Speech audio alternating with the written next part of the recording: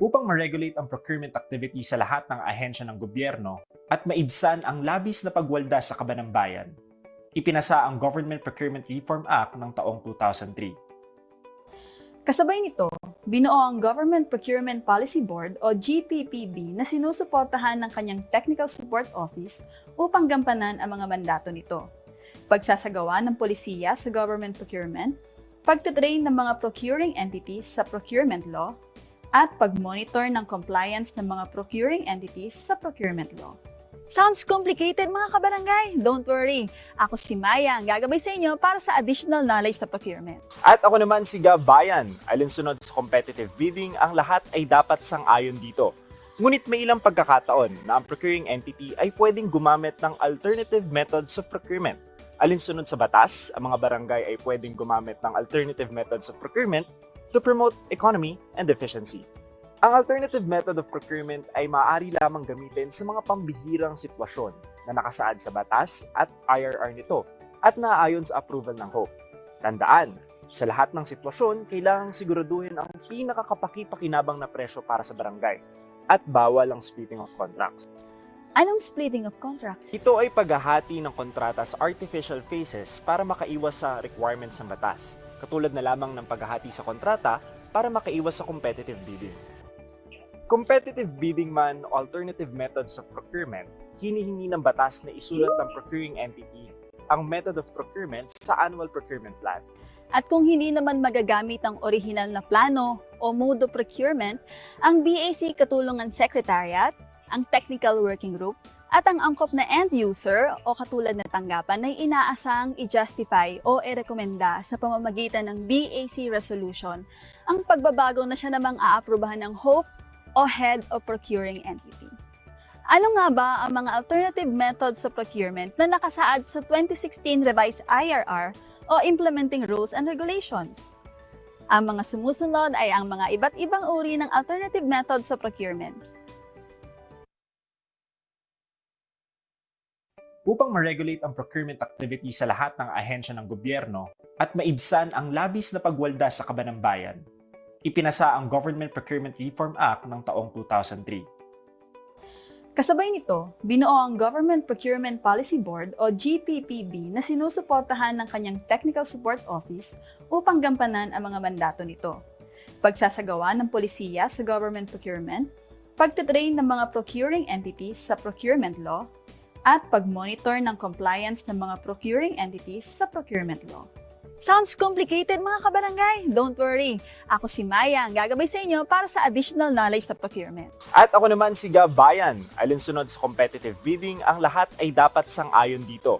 Ngunit may ilang pagkakataon na ang procuring entity ay pwedeng gumamit ng alternative methods of procurement.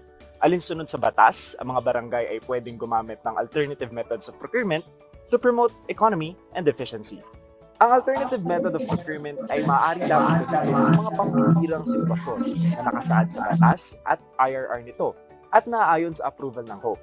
Tandaan, sa lahat ng sitwasyon, kailangang siguraduhin ang pinakakapaki-pakinabang na presyo para sa barangay at bawal ang splitting of contracts. Anong splitting of contracts? Ito ay paghahati ng kontrata sa artificial phases para makaiwas sa requirements ng batas, katulad na lamang ng paghahati sa kontrata para makaiwas sa competitive bidding. Competitive bidding man o alternative methods of procurement, hinihingi ng batas ng procuring entity ang method of procurement sa annual procurement plan. At kung hindi naman magagamit ang orihinal na plano o mode of procurement, ang BAC Katulungan Secretariat, ang Technical Working Group, at ang angkop na end user o katulad na tanggapan ay inaasang i-justify o i-rekomenda sa pamamagitan ng BAC resolution ang pagbabago na siya namang aaprubahan ng HOPE o Head of Procuring Entity. Ano nga ba ang mga alternative methods of procurement na nakasaad sa 2016 Revised IRR o Implementing Rules and Regulations? Ang mga sumusunod ay ang mga iba't ibang uri ng alternative methods of procurement. Sa una, akala natin ay komplikado ang proseso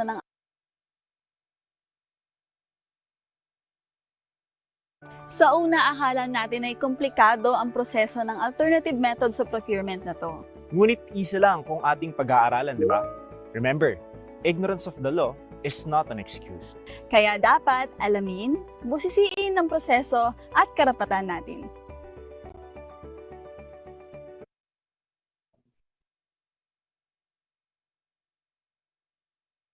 That is right, truly ignorantia juris neminem excusat.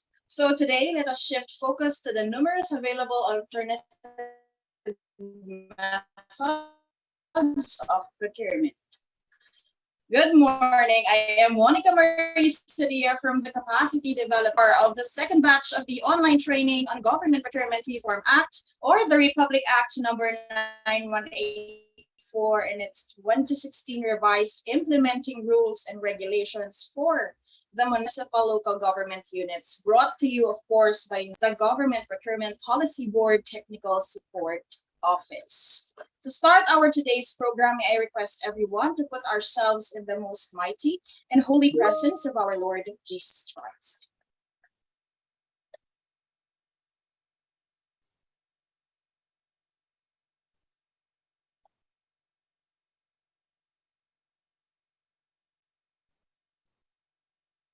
Dear God, thank you for all the blessings you have bestowed upon us. We are truly grateful for them. Thank you for allowing us today to meet and share our knowledge and time with one another in this training. May you extend your divine wisdom to our speaker so that she would be able to impart effectively her God-given knowledge to all of us. May she be blessed as she continues to bring her expertise to people who need them. Bless the participants as well so that they will be able to glean the vital information from this activity. May you bestow your blessings after this training so that we may go out and spread what we learned in the spirit of your love and generosity. May we realize that this activity should glorify your name. Amen.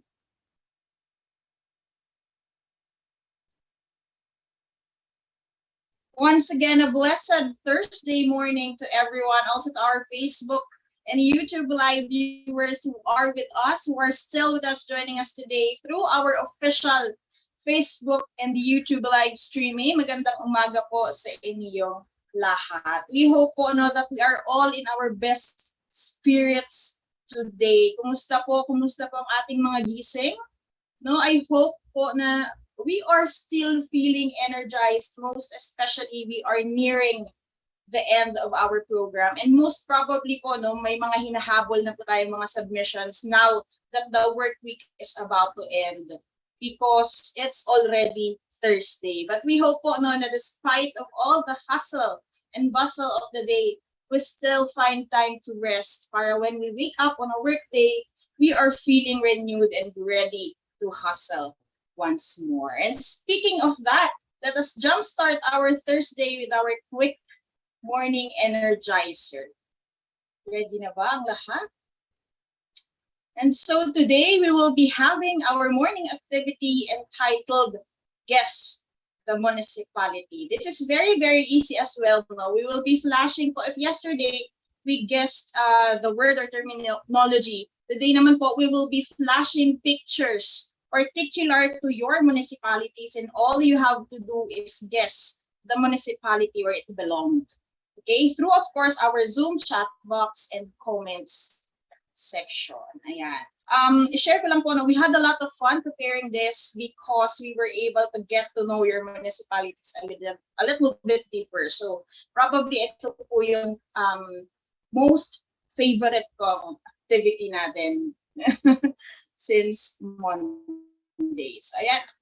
I guess we are all ready. Can I get a thumbs up please, or heart sign or emojis po? If we are all ready to start our energizer. Ayan. Thank you. I'm seeing 3.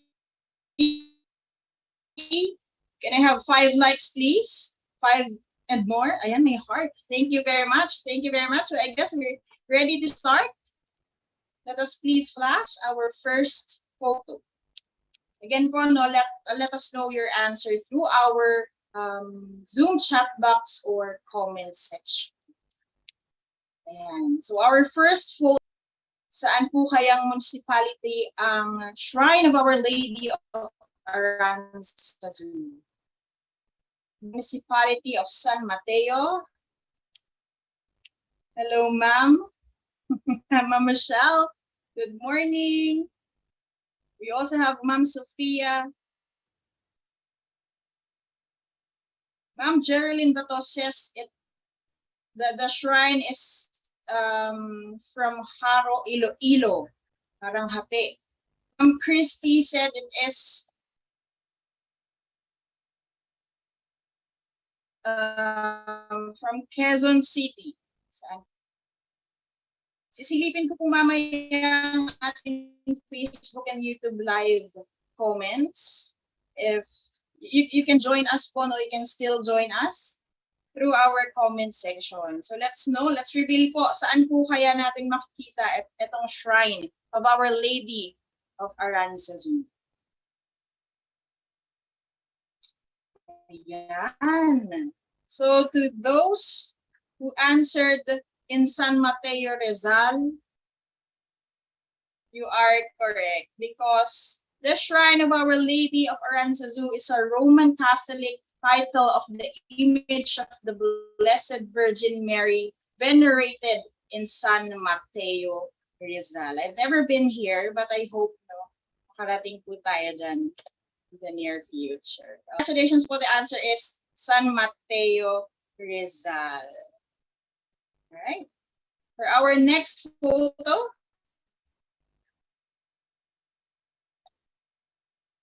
let's see, wow. Pamumuan Island. Saan po kaya ito? Saan po natin makikita ang Pamumuan Island? We have San Mateo Rizal, we have Cebu, we have Surigao del Norte. Thank you very much, Sir Kirby and Ma'am Christy and Ma'am Geraldine. Also, I would like to remind everyone, please follow po our correct Zoom name format so that I can acknowledge you properly. So again, LGU name _ your full name. We also have Ma'am Agnes Berrer from Surigao del Norte daw po. Makikita natin ang Pumumuan Island. From Siargao, Ma'am Sofia Carcamo. Alright, so let's see, saan po ba natin makikita ang Pumumuan Island? Next slide, please. Ayan, Pamumuan Island is a long stretch of white sand, Instagram pictures, fresh air, crystal clear water, located in Del Carmen, Siargao. So to those who answered Siargao, sige, tanggapin na po natin. We will be accepting that. Thank you very much po. Nakarating na po kaya kayo dyan? I've been in Siargao, but not in this particular island. But definitely, Siargao is a very, very beautiful place. So, ayan. Hindi ko po masilip ang ating Facebook and YouTube comments, but definitely I will be peeping through later. So, I think we still have a couple of pictures more.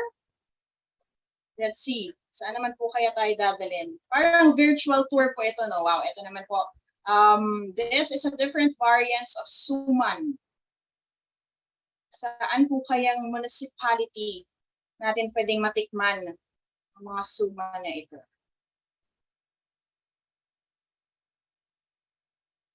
Can I see your answers sa atin pong Zoom chat box? Hi, good morning from LGU Amulong, Ma'am Dina Green from Siargao. Sa Suman. Ay, sa Siargao din po ba natin makikita? How about the others? Nag-iisip?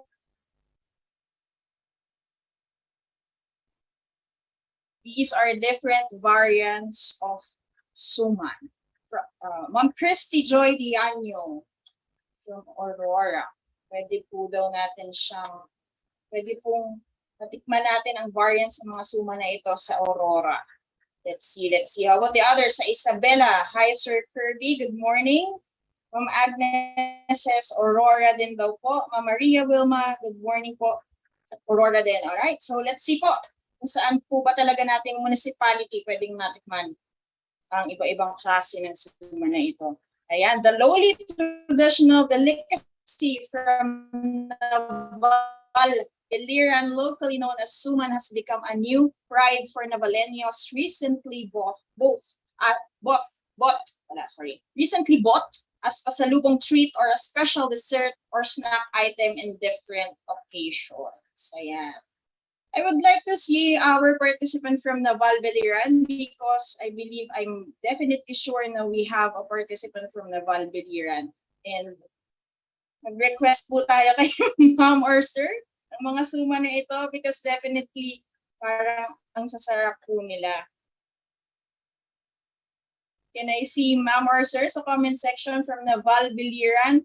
This is why we request everyone po to actually follow the correct Zoom name format para po we can acknowledge you properly and we would know kung saan po kayo LU. Alright? So, for the next photo, again.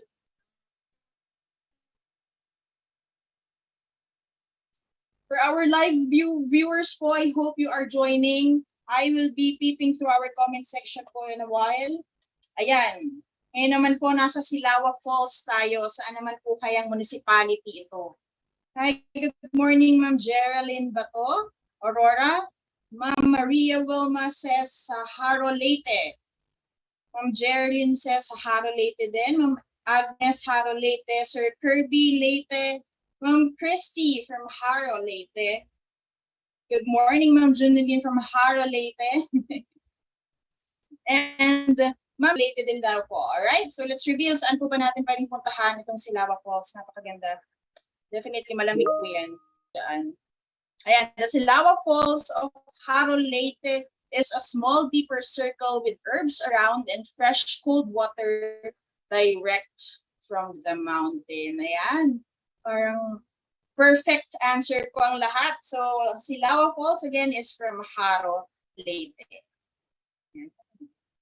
Sino po ang nakapunta na dyan? I would like to acknowledge mga participants natin from the municipal. Acknowledge kayo ma-pinpoint particularly because I am depending po sa inyo pong Zoom name. So please, again, let us follow our correct Zoom name format. Click lang po the more option and then click rename. Ayan. So I believe meron pa po tayong last photo. Last na po yata ang next. Hi, good morning, Ma'am Estrella Ligaya. We got the correct answer as well po. Ayan, falls ulit. Kapamyan Falls. Saan naman po natin pwedeng puntahan? Hello, good morning, Ma'am Maria Wilma sa Palawan. Sir Kirby says sa Palawan din po. Ma'am Sophia says,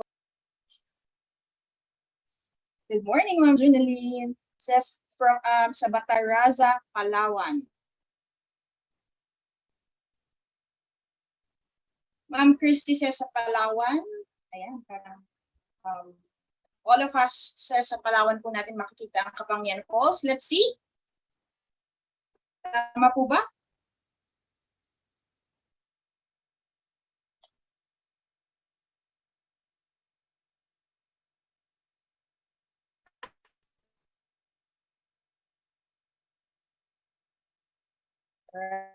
Right, one of Bataraza Palawan endowed with breathtaking beauty that meters into an aquamarine plunge pool, smaller and shallower than Tuntunan and Lalatuan Falls.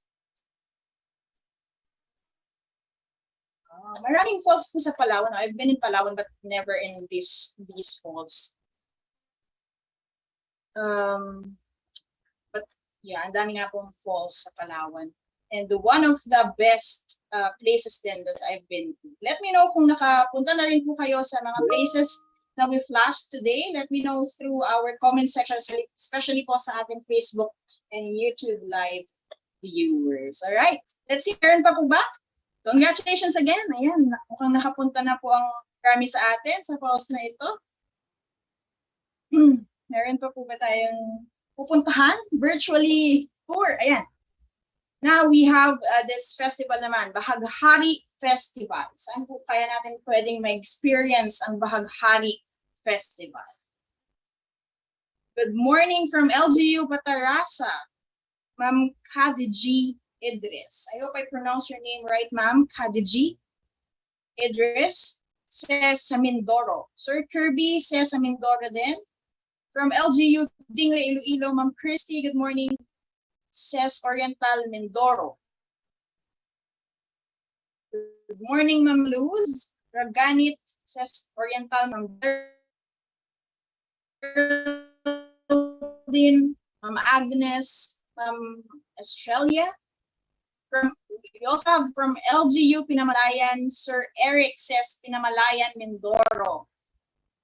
Ayan, let's see, saan po kaya natin pwedeng ma-experience ang Bahaghari Festival?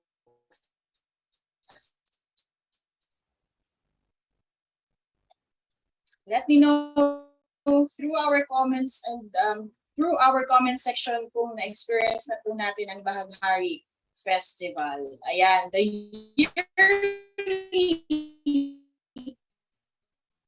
Bahaghari Festival is a colorful commemoration of Pinamalayan area street dancing competition, cultural presentations, religious and cultural activities, and products and trade fair. So again, the correct answer po is Pinamalayan Oriental, Mindoro. Congratulations po to those who got the correct answer. I think this is the last. Meron pa po ba tayo? Nakakatuwa naman for those who are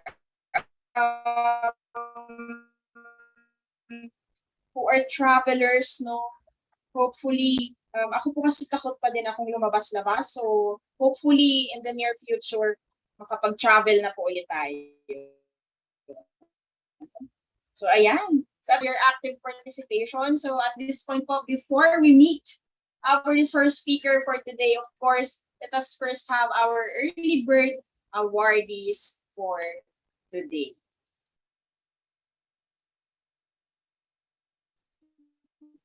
So congratulations po to our first early bird participant from Municipality of San Mateo, Rizal, Miss Michelle Ann Macarai. Congratulations, ma'am.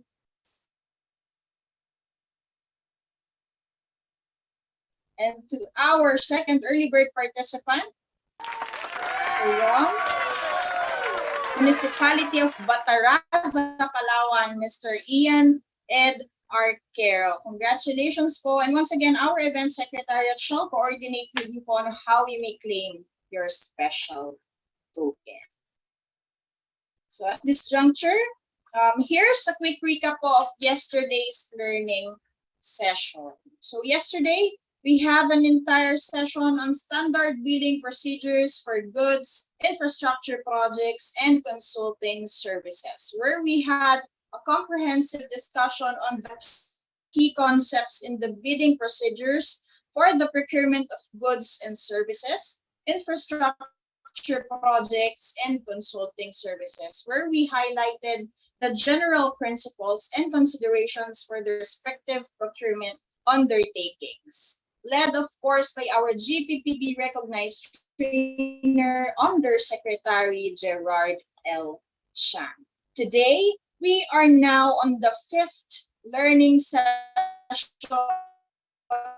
of this virtual event, which shall be, again, an entire event. Alam ko po marami ang extra excited today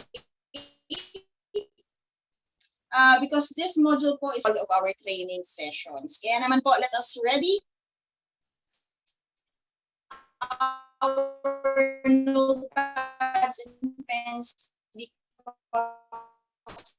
today is going to be a one full packed learning Thursday. So with that, Allow me to introduce to you this learning session's research speaker.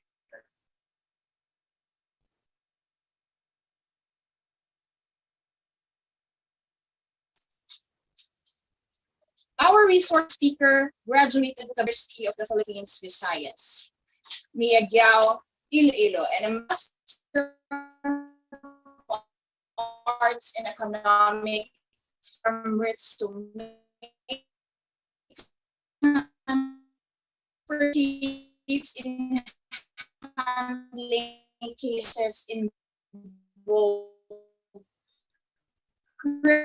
criminal, especially graft and corrections by public officers. Trainer are procurement fraud, asset forfeiture, and lifestyle check investigation. Joining us today, Associate Investigation Officer 3 of Field Investigation Office 2 of the Office of the. Let us all welcome in A. Pagunsan. Good morning, Ms. Monique. Good morning, everyone.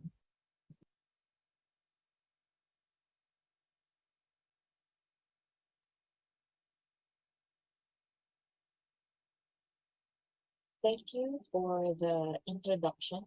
Have a wonderful morning to all of you.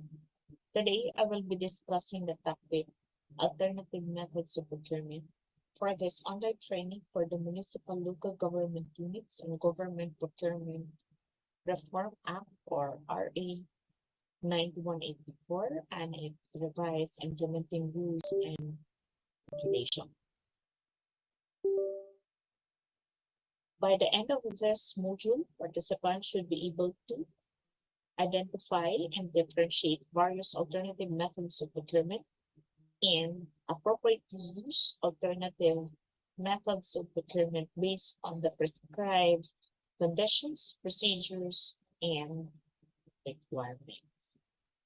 And for today's module, the following are the outlining topics. First, we will be discussing about general guidelines, followed by the discussion on the conditions, procedures, and documentary requirements of the alternative methods of procurement. Now, let's start with the general guidelines. Let's review some of these informations and rules and regulations. As a general rule, all procuring entities shall adopt a competitive bidding as a general methods of procurement.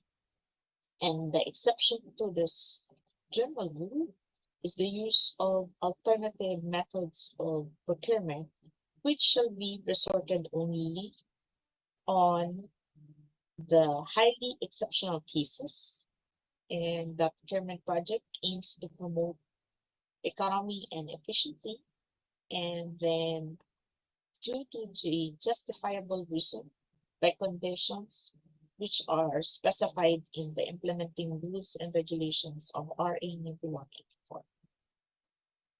Also, as a general rule, no procurement shall be undertaken unless it is in accordance with the approved annual procurement plan of the procuring entity.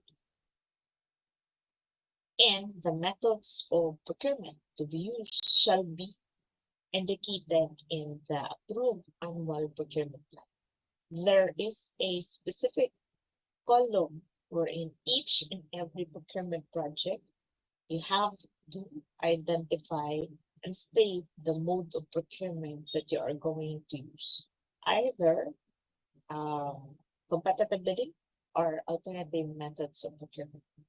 Any changes to this method of procurement, the Bids and Awards Committee, through its resolution, shall issue and recommend the change of methods of procurement as indicated in the approved annual procurement plan to another method of procurement subject to the approval of the head of the procuring entity or the whole.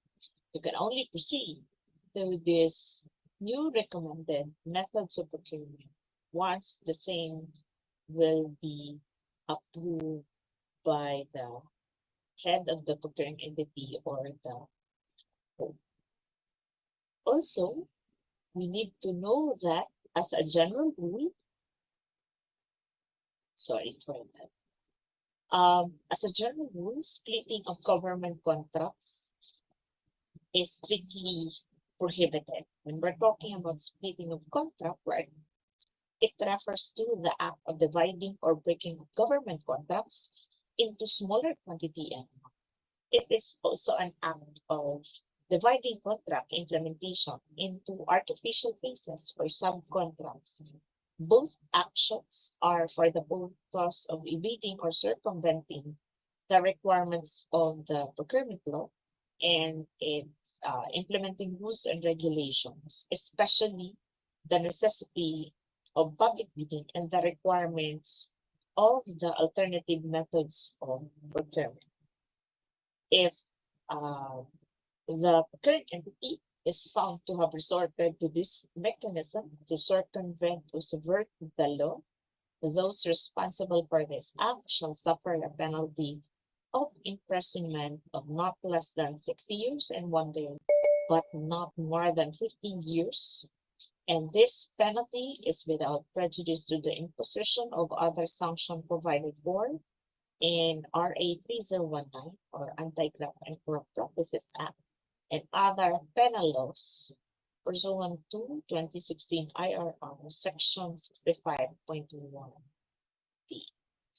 And the exception to this rule is when the procuring entity will divide a procurement project into projects that the purpose is not to circumvent or evade any provisions of RA 9184 and its IRR. So remember once again that as a general rule, splitting of government contracts is strictly prohibited. But a mere act of dividing a contract into smaller quantities or phases does not automatically constitute splitting of contract. And the exception to that is when the current entity will divide a procurement project into lots to attract the maximum competition and not to evade the any provisions of RA 9184 and its IRR. Also, reference to brand name is strictly prohibited as a general rule, and the exception to this general rule is when the procuring entity is referring to a brand name for the items that they wish to procure or the parts that are compatible with the existing fleet or equipment of the same make and brand. And the intention of the procuring entity is to maintain the performance, functionality, and useful life of the subject equipment. This rule, which is the prohibition on the reference to brand name, also applied to the goods component of infrastructure project and consulting services. Also, we have to take note that the conduct of the following alternative methods of procurement modality can be delegated to end user unit or any other appropriate bureau, committee, or unit duly authorized by the BAC through a resolution approved by the board. And these alternative methods of procurement modalities that can be delegated are shopping, negotiated procurement emergency cases, small value procurement, lease of real property and venue, and procurement of petroleum, oil, and lubricant products and airline tickets. Also, we have to remember that as a General rule, particularly in alternative methods of procurement, bidders are mandated to register with PhilJEP, and they will need to provide PhilJEP's registration number as a condition for award for the following alternative methods of procurement modalities: direct contracting, shopping, takeover contract, small value procurement, lease of real property and venue, scientific, scholarly, or artistic work, exclusive technology and media services, and for highly technical consultant. For negotiated procurement, do-fail bidding, and limited source bidding, the requirement for the use of PhilJEP Certificate of Registration Platinum membership is mandatory pursuant to GPPB Resolution 15-2021. This mandatory requirement submission is in accordance with Section 8.5.2 of the Implementing Rules and Regulations of RA 9184. And the effectivity or the full enforced mandatory submission of PhilJEP's Platinum Certificate of Membership pursuant to this GPPB Resolution number 15-2021. It was effective January 1, 2022. Also, we have to remember that for alternative methods of procurement, the procuring entity may dispense with the advertisement in the newspaper and posting requirement as prescribed in Section 21.2.1 of the Implementing Rules and Regulation of RA 9184. But for the following alternative methods of procurement modality, the BAC, through its BAC Secretariat, shall post the procurement opportunity of the following modality: limited source bidding, shopping, do-fail bidding, small value procurement, NGO participation. And these procurement opportunities shall be posted in the following areas for a period of at least 3 calendar days: PhilJEP's website, procuring entities website if there is any, and conspicuous place in the procuring entities premises such as bulletin board. Also, a new update is the issuance of GPPB Resolution number 04-2021 pertaining to a requirement of transparency, accountability, and good governance in the procurement process. This resolution approves the issuance of GPPB Circular number 01-2021, requiring and reminding all procuring entities regarding the transparency and accountability requirement under RA 9184 and its 2016 IRR, the General Appropriation Act, resolutions issued by the GPPB, and other relevant laws, rules, and regulations. And pursuant to this circular, GPPB Circular 01-2021, all agencies and instrumentalities under the Executive Department shall post the invitation or request for submission of price quotations in PhilJEP's website, procuring entities' website, and the additional provision is the posting in their social media platforms in an organized manner and shall ensure its security and integrity.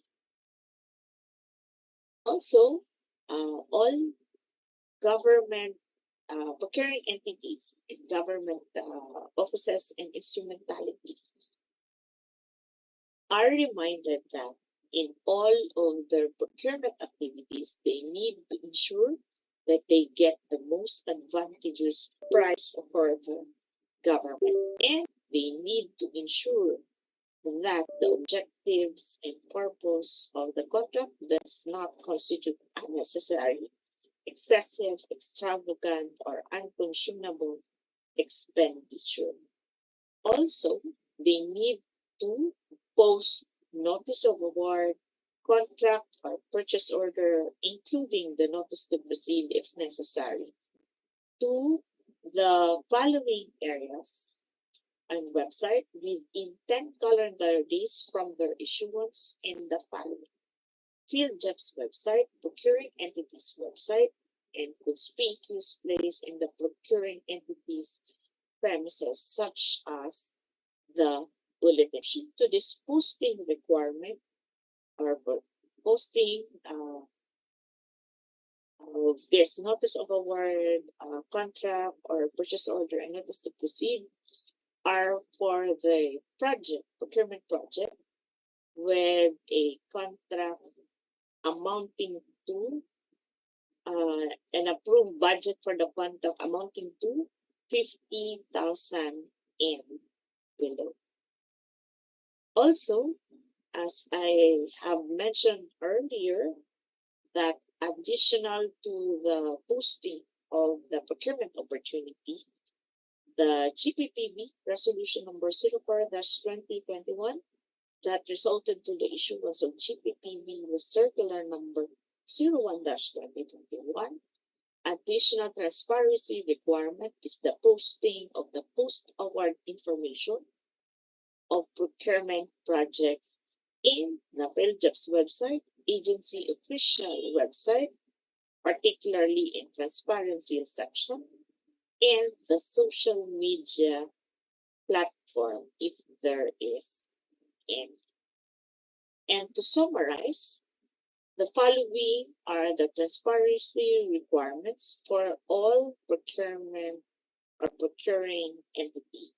For the following information or document, particularly invitation or request for submission of price quotations or proposal, extension of the deadline in shopping, posting of notice of award, contract, or purchase order, including notice to proceed if necessary, except for contract with an approved budget for the contract in the amount of 50,000 and below.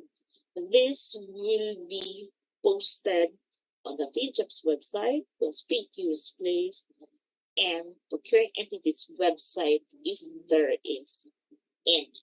And in the case of notice of suspension of the conduct of procurement activities, or even the notice of resumption of the conduct of procurement activities, this will only be posted in the procuring entities website if there is any, and the issuance or sending of these notices to the concerned bidders, suppliers, or contractors. And the timeline for the submission of documentary requirement, this will be specified by the Bids and Awards Committee in the request for quotation or request for proposal at what stage of the procurement process to which the documentary requirement must be submitted, such as submission of offer, evaluation of offer, or before the issuance of the award. And this informations indicated in the RFQ or the RFP was previously prior to the payment, but this requirement is only until the issuance of notice of award. And the latest update is the issuance of GPPB Resolution Number 09, efficient conduct of procurement activities during a state of calamity or implementation of community quarantine or similar restriction. So In this resolution, all procuring entities are reminded that the submission of procurement documents could already be through email or possible, and the exception to this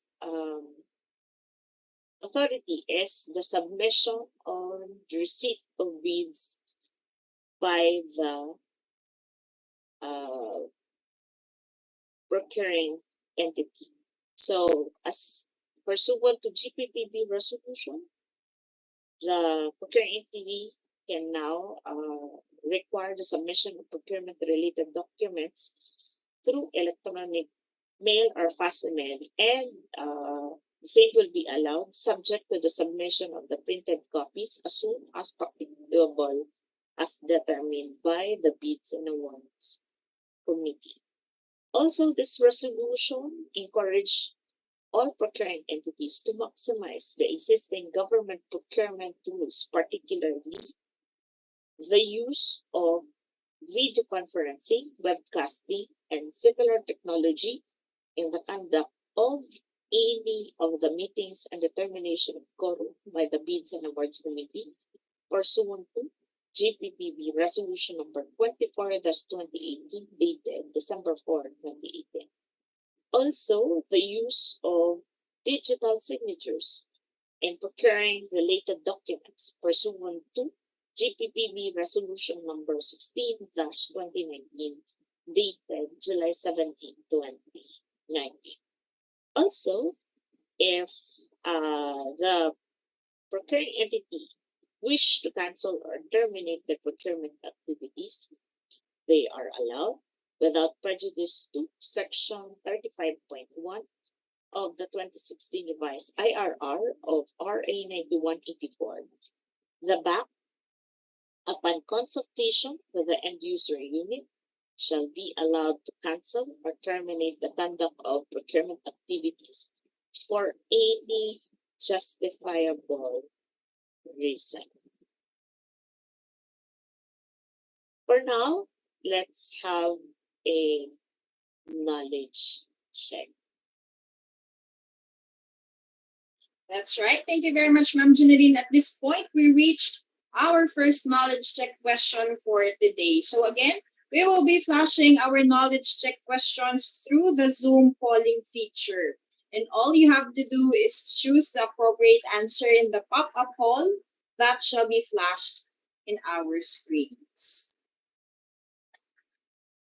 And the question is, the conduct of the following may be delegated to end user unit or any other appropriate bureau, committee, or unit duly authorized by BAC through a resolution approved by the HOPE, except A. Lease of real property, B. Small value procurement, letter C.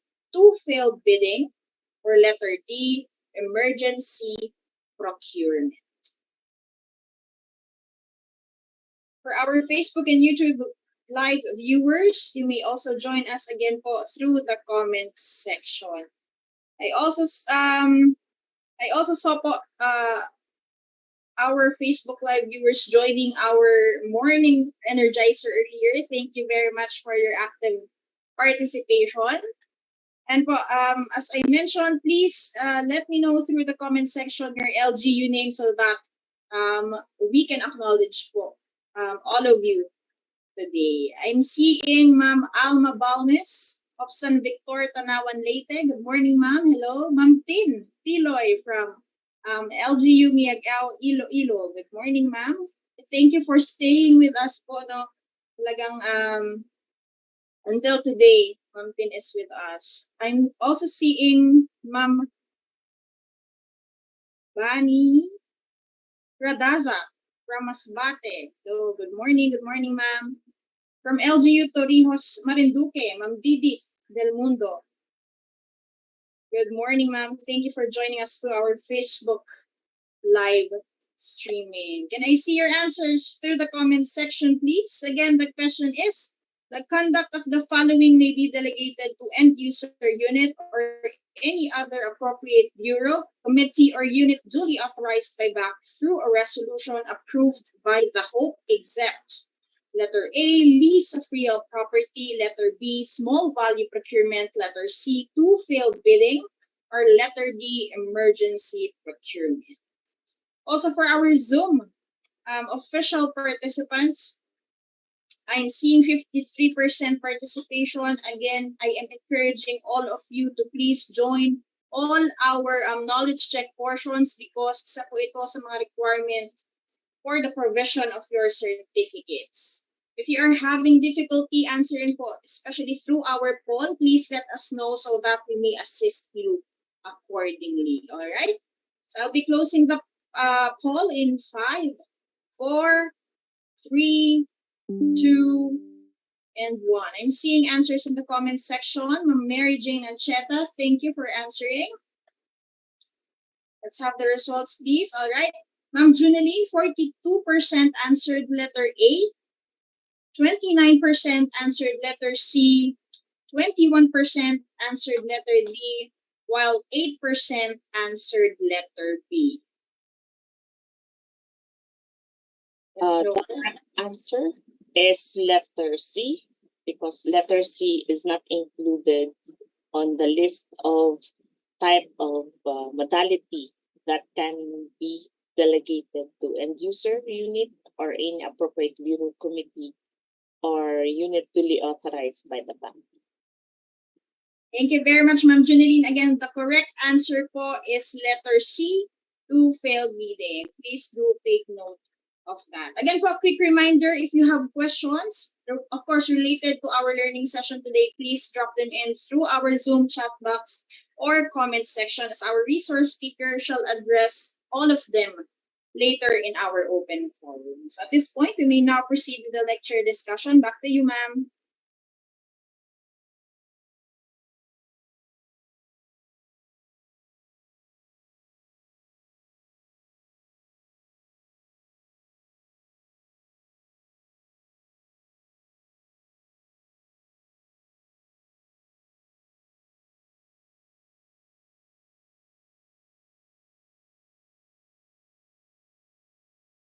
Thank you for the introduction. Have a wonderful morning to all of you on the knowledge check. Now we can move to the next part of our module discussion, or next part of the topic, which include the discussion on the conditions, procedure, and documentary requirements of alternative methods of procurement. First, let's learn about what are these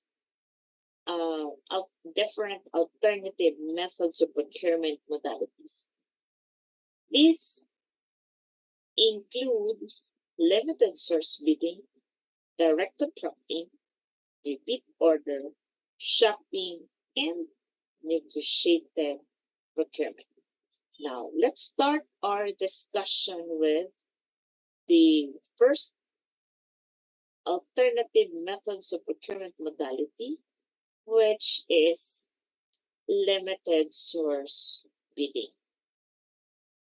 Limited source bidding is also known as selective bidding, which involves a direct invitation to bid by the procuring entity from the list of pre-selected suppliers or consultants. And procuring entities may undertake limited source of bidding for the procurement of goods and consulting services only. And procuring entity may use limited source bidding for the procurement of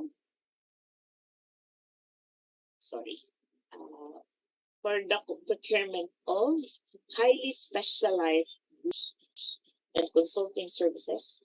Example, sophisticated defense equipment, complex air navigation system, where only a few bidders are known to be available or it is a major plant component beneficial to limit bidding to non-qualified bidders to maintain uniform quality and performance of the plant. The procurement project that usually fall under this modality are procurement of currency coin, metals, and banknotes by the Bangko Sentral ng Pilipinas, defense equipment, and maritime or aerial system used by the National Department of National Defense and the local and infrastructure fund managers procured by the GSIS. And when we are talking about the pre-selected list of suppliers and consultants, this shall be maintained by the relevant government authority that has an expertise in the type of procurement concerned. And in this case, the procuring entity may be a relevant authority. And the pre-selected list shall be updated periodically and submitted to the GPPB. And the pre-selection is based on the capability and resources to perform the contract, taking into the account the experience and performance of similar contract, personnel, equipment, manufacturing facilities, and financial position. And the pre-selected list may be accessed at the GPPB website in the link that is shown on your screen. And this pre-selected list, as I have mentioned earlier, shall be updated periodically and submitted to the GPPB. Now, we're gonna ask ourselves, who shall prepare the pre-selected list of suppliers and consultants? That the same will be updated and submitted periodically to the GPPB. It is the relevant agency expert in the procurement concern. And in the absence of relevant government agency, the procuring entity, through its Bids and Awards Committee, with the assistance of its technical working group, shall be the one to prepare the pre-selected list if the procuring entity wanted to be considered as a relevant government agency expert in the procurement concern. So that is all about the limited source bidding. Now let's move on to the next modality, which is direct contracting. Under this modality of direct contracting, the supplier is simply asked to submit a price quotation for a pro forma invoice together with a condition of sale. The offer may be accepted immediately or after some negotiation. Direct contracting is also known as a single source procurement because it does not require elaborate bidding documents. And this is applicable only for the procurement of goods. And the conditions for you to resort to this kind of modality is that the items to be procured is items of proprietary nature from proprietary source. Example, there is a need for patent, trade secret, and copyright requirement. Also, if you are procuring a critical component from a specific supplier to hold a contractor a guarantee of its project performance, or the items that you need is items sold by an exclusive manufacturer or dealer subject to the following conditions: that there is no other supplier selling it a lower price, and no suitable substitute can be obtained at the more advantageous terms to the government. And in order for you to verify this information that indeed the item sold is by an exclusive manufacturer or dealer, you need to require such manufacturer or dealer a certificate of exclusivity, and also to guarantee that indeed there are no other suppliers selling it at the lower prices or no other suitable substitute. You need to conduct your market study in order to prove that indeed there are no other suppliers selling it at a lower price and there is no suitable substitute that can be obtained at a more advantageous terms to the government. And the requirement, documentary requirements when you do the reconstructing includes the mayor's permit, field trips registration number, and if your approved budget for the contract is above 500,000 pesos, you need to require the submission of income or business tax return.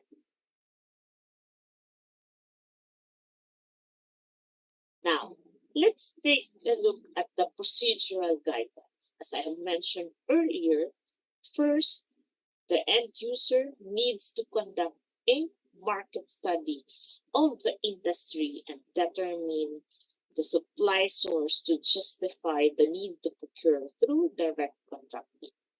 And the end user needs to perform this market study prior to the commencement of the procurement process, particularly prior to the preparation of the purchase request, in such a way that the end user, after the conduct of market study, will be able to justify the necessity for that particular item to be procured through a direct contracting, and it will be able to prove that there is no suitable substitute in the market that can be obtained at a more advantageous term.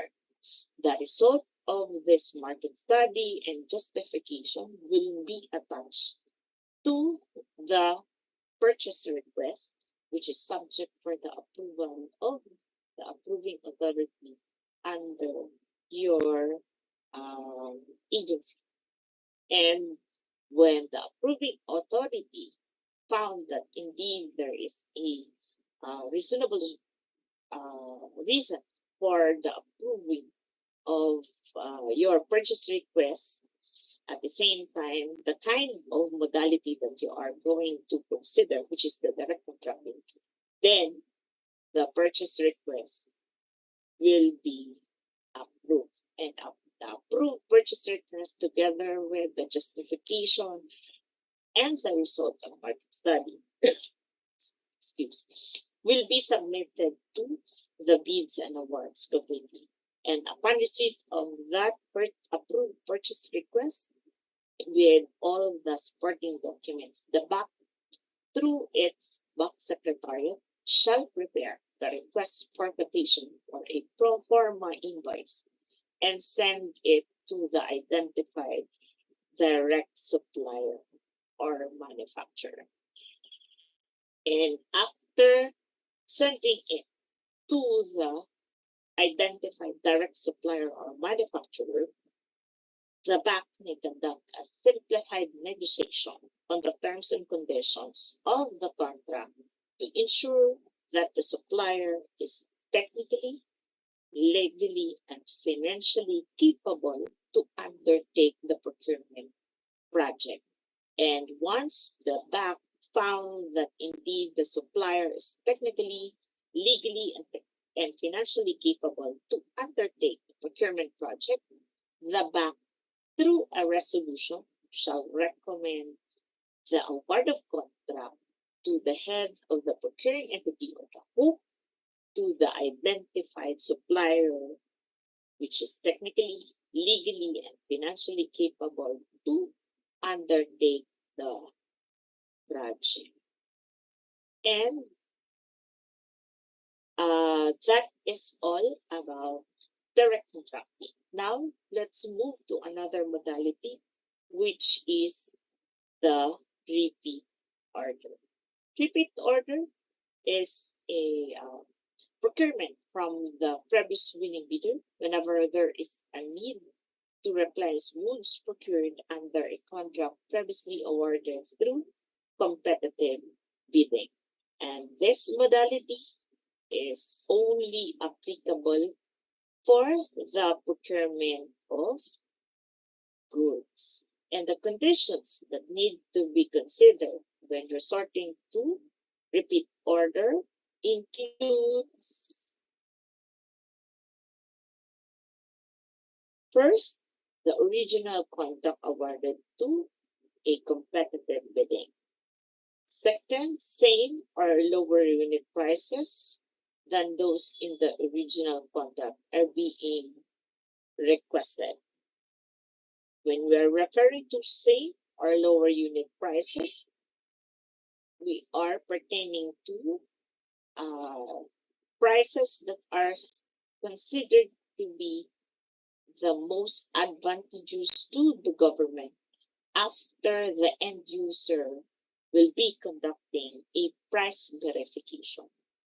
So also, then other conditions that there will be no splitting of contract, requisition, and purchase order. Also, the repeat order shall be availed within 6 months from the date of the notice to proceed. And the quantity of each item in the original contract should not exceed 25%. And the items that needs to be procured must be quantifiable, divisible, and consisting of at least 4 units per item. So when we're talking about resorting to this kind of modality, there is first a need for the end user to determine if there is highly necessary to replenish the goods earlier procured through a competitive bidding. By that, the end user unit should prepare the necessary purchase request for the procurement of additional goods after a careful study and confirmation of the prevailing market price of the goods to be procured or goods to be reordered, and comparing this with the price of the goods in the original contract, accompanied by appropriate justification why the reordering is being pursued.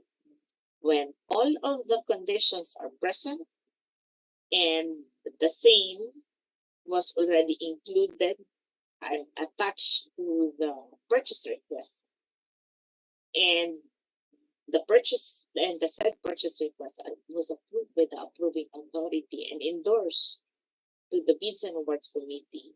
By that, the BAC shall recommend to the head of the procuring entity the award of contract through a repeat order. And the award of contract shall be in accordance with Section 4L of this guidelines. In resorting to this kind of modality, we're gonna ask ourselves, what stage in the procurement process can repeat order be considered to be within the reglementary period of 6 months? So we consider that we can resort to this kind of modality, or particularly we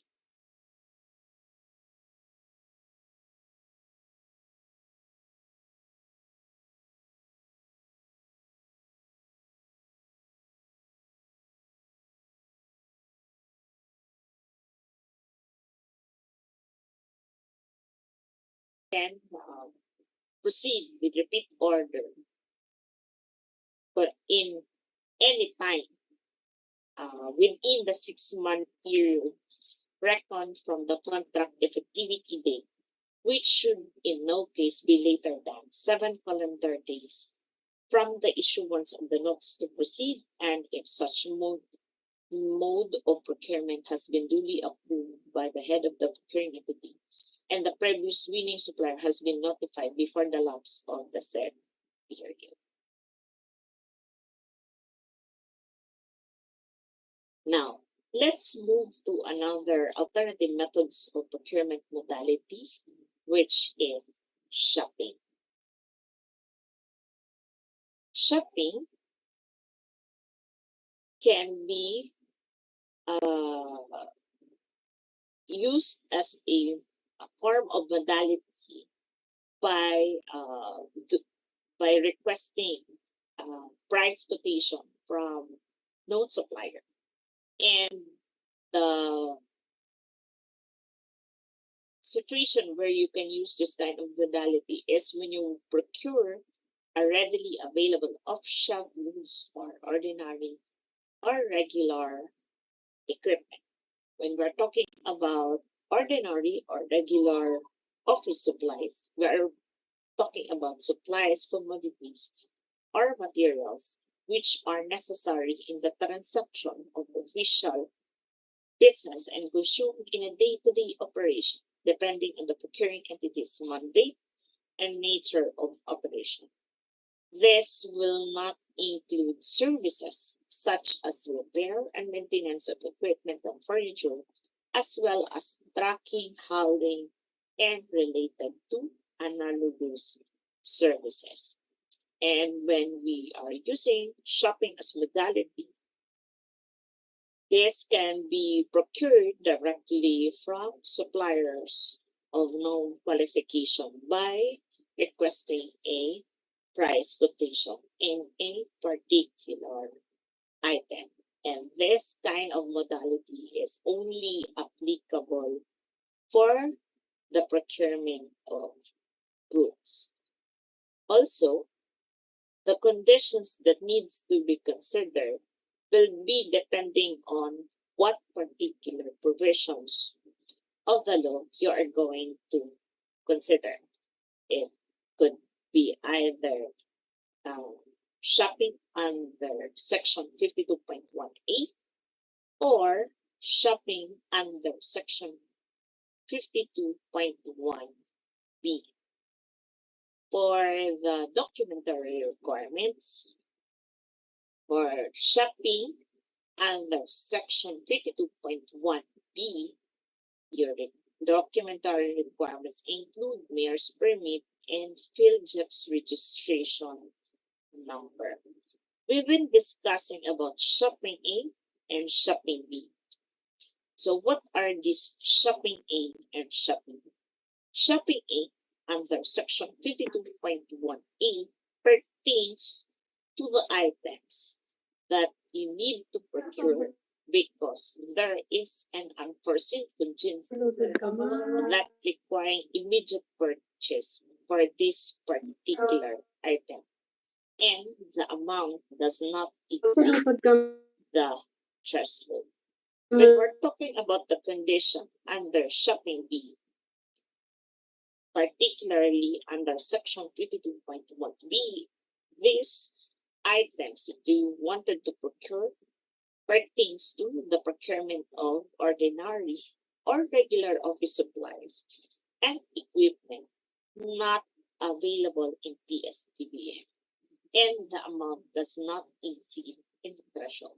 As we all know, as a general rule, we are all required to purchase ordinary or regular office supplies and equipment in PSDBM as mandated.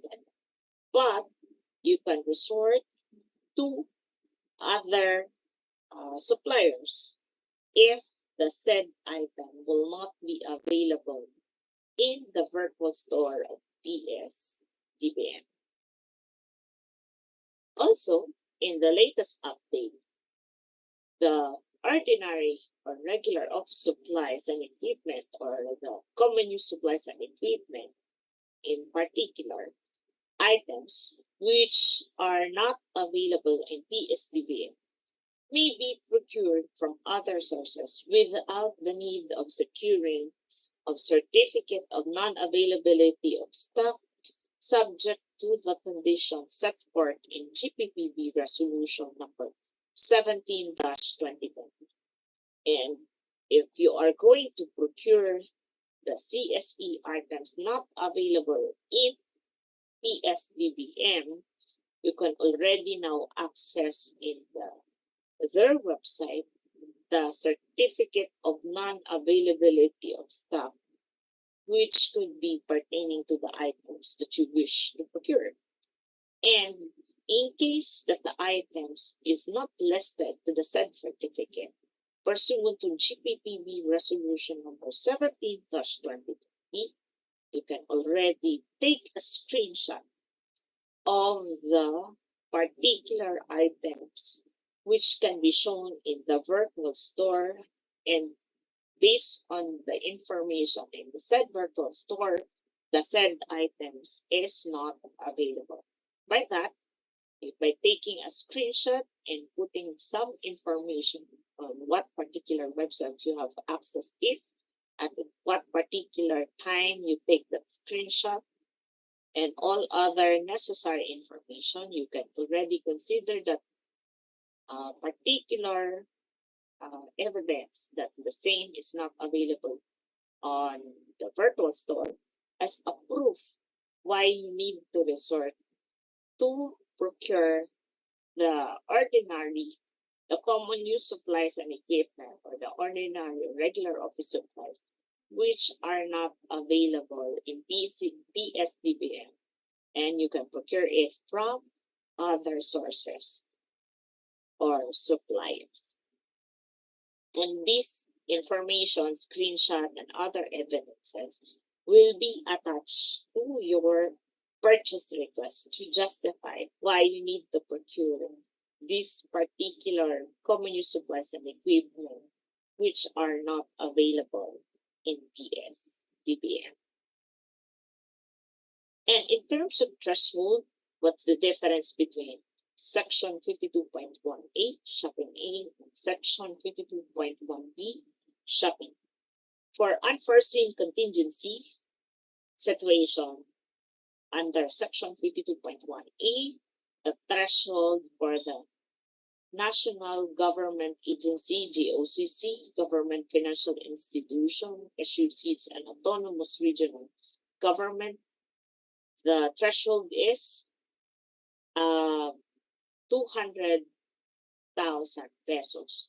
And in the case of items, CSE items not available in PSDBM, pursuant to Section 52.1B, the threshold for the National Government Agency, GOCC, Government Financial Institution, SUC, and Autonomous Regional Government is 1 million.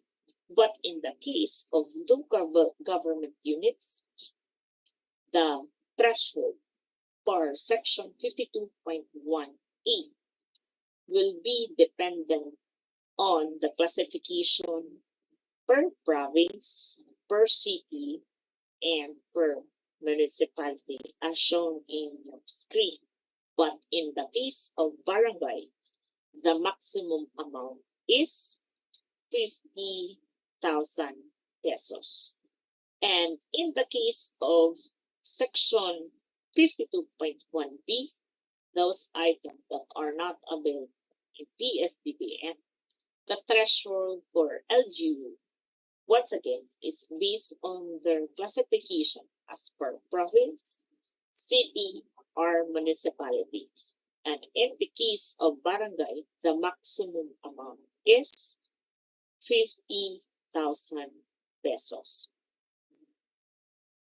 And in terms of procedure, for Shopping A under Section 52.1A, due to the unforeseen situation or the urgency of the matter, the procuring entity may prepare a request for quotation, which may be sent directly to the supplier with no qualification, particularly known technical, legal, and financial qualification.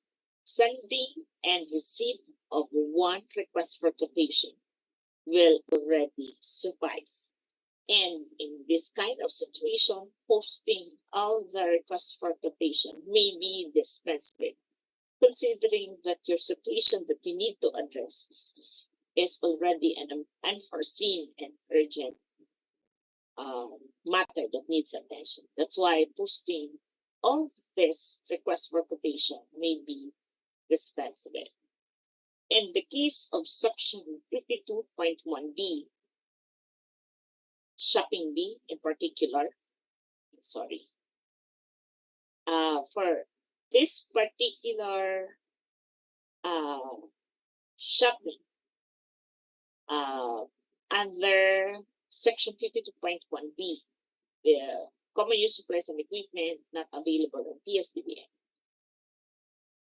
For resorting to this kind of modality, the bank shall send a request for quotation to at least 3 suppliers of known qualification, particularly known technical, legal, and financial qualification, and at least 3 price quotation must be obtained.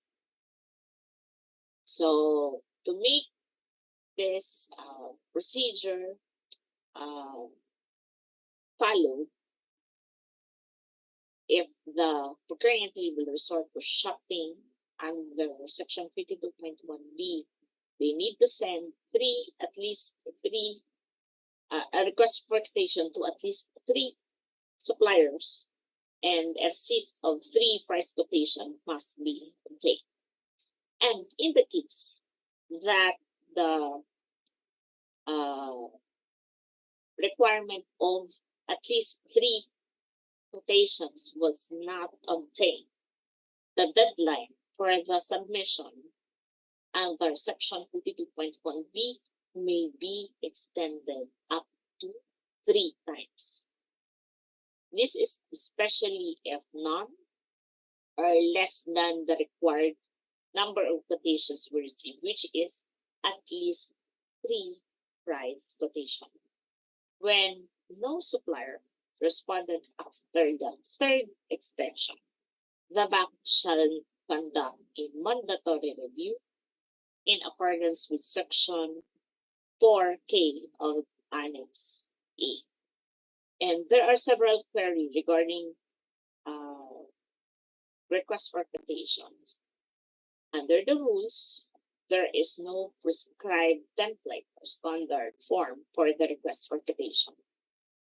The only required for this request for quotation is that it must indicate the specification, quantity, approved budget for the contract, and other terms and conditions of the items to be procured pursuant to section 3A of the guidelines. And in addition to that, the request for quotation must prescribe the manner by which price quotation shall be submitted, either by sealed quotation or open quotation. So for now, let's have another knowledge check. Thank you very much, Ma'am Junaline. That is right po, no, for our second, we have reached our second knowledge check question. And for our second knowledge check question, please, instead of answering through our poll feature, please do drop your answers through our Zoom chat box. Ayan, because we will be giving a special token to the first participant who shall correctly answer the question. Again, quick reminder po, for you to qualify again as our knowledge check winner, you need to be the first one to answer the question correctly.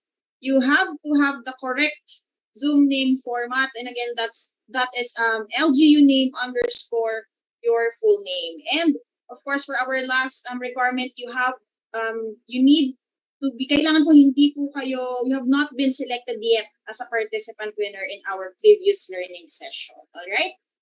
So for our second priced knowledge check question, the question is,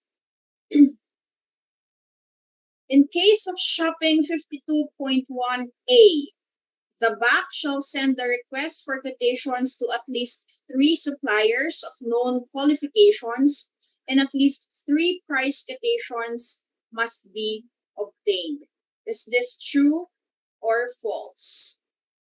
Again, the question is, in case of shopping 52.1A, the BAC shall send the request for quotations to at least 3 suppliers of known qualifications, and at least 3 price quotations must be obtained. Is this true or false? Again, please answer through our Zoom chat box. Seeing A, B, A, B.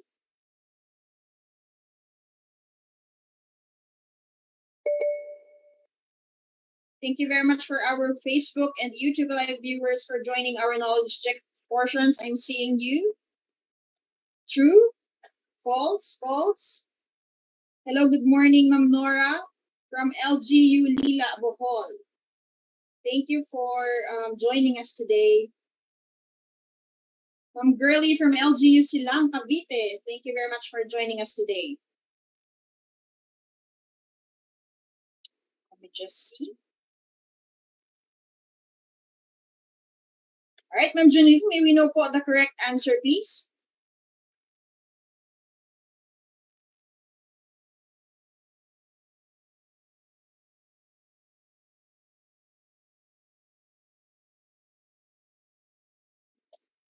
Okay, thank you. Earlier, I cannot unmute myself. Okay, thank you for allowing me to unmute myself. The correct answer is letter B, or false, because as we have discussed in the previous slide, that in the case of shopping 52.1A, this is the unforeseen situation that you need to purchase a particular item.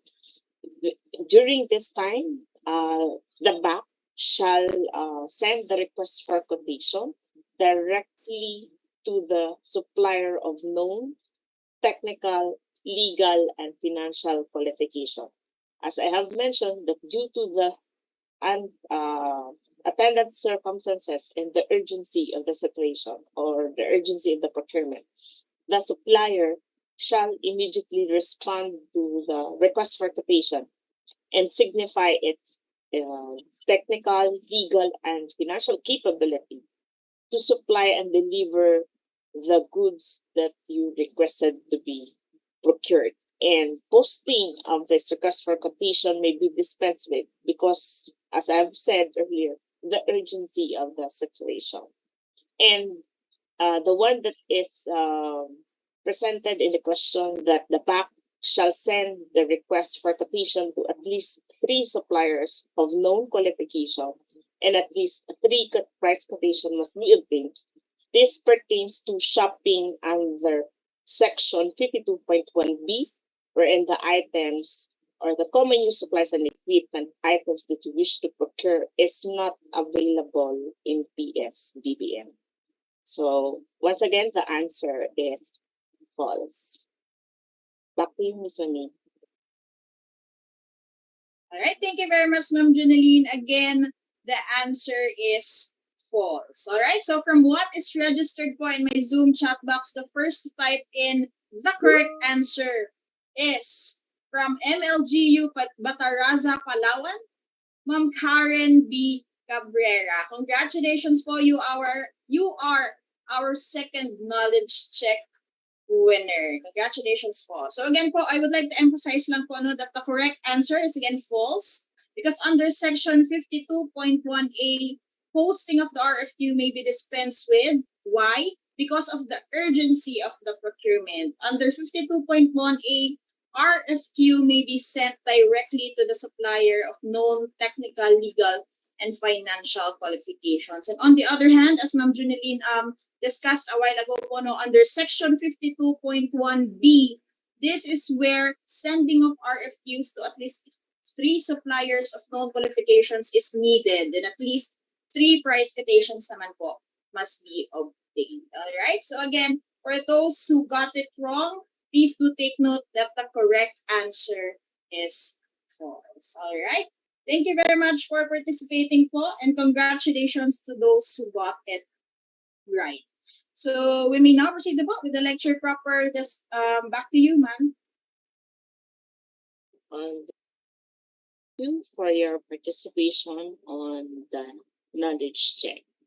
Now, let's proceed to the next topic, which is negotiated procurement.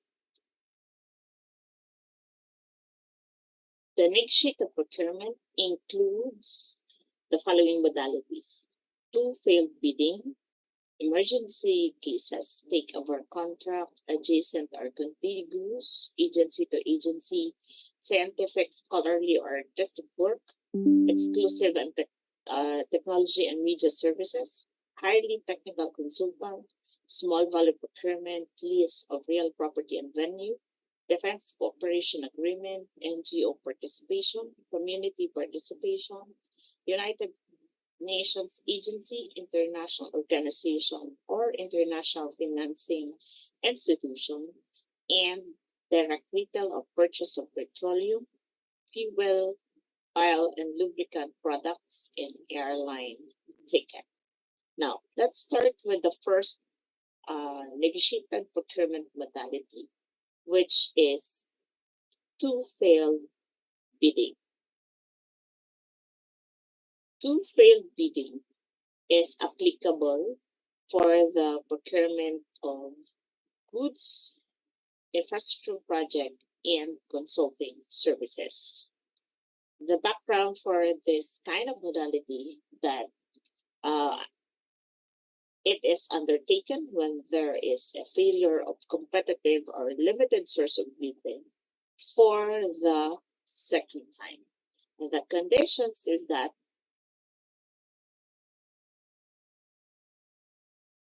there is a first and second declaration of failure of competitive or limited source bidding. When failure of bidding, we are pertaining to the conditions that there is no bids received, all prospective bidders are ineligible, and all bids fail to comply with all the bids requirement, post-qualification, or there is no successful negotiation, or the single lowest calculated responsive bid or highest rate refuses or without justifiable cause to accept the award, or no award was made. This is pursuant to Section 35 of RA 9184 and Section 35.1 of the 2016 revised IRR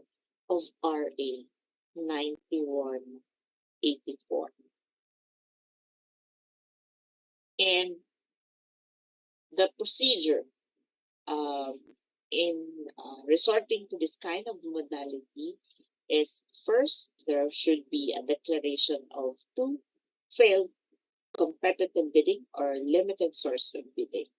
And because of this failure of bidding, the BAC will conduct a mandatory review to determine the possible cause why there is a failure of bidding.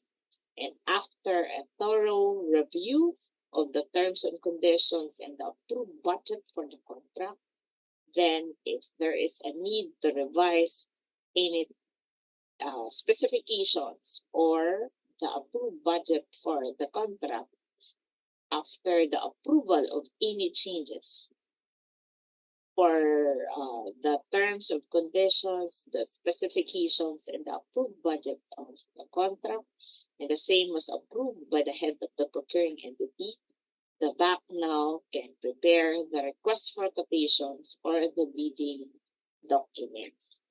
And After the preparations of this request for quotation bidding documents, the same will be sent to the at least 3 suppliers, contractors, and consultants. And a receipt of one offer from any of the supplier, contractors, or consultant, the bank can now determine if the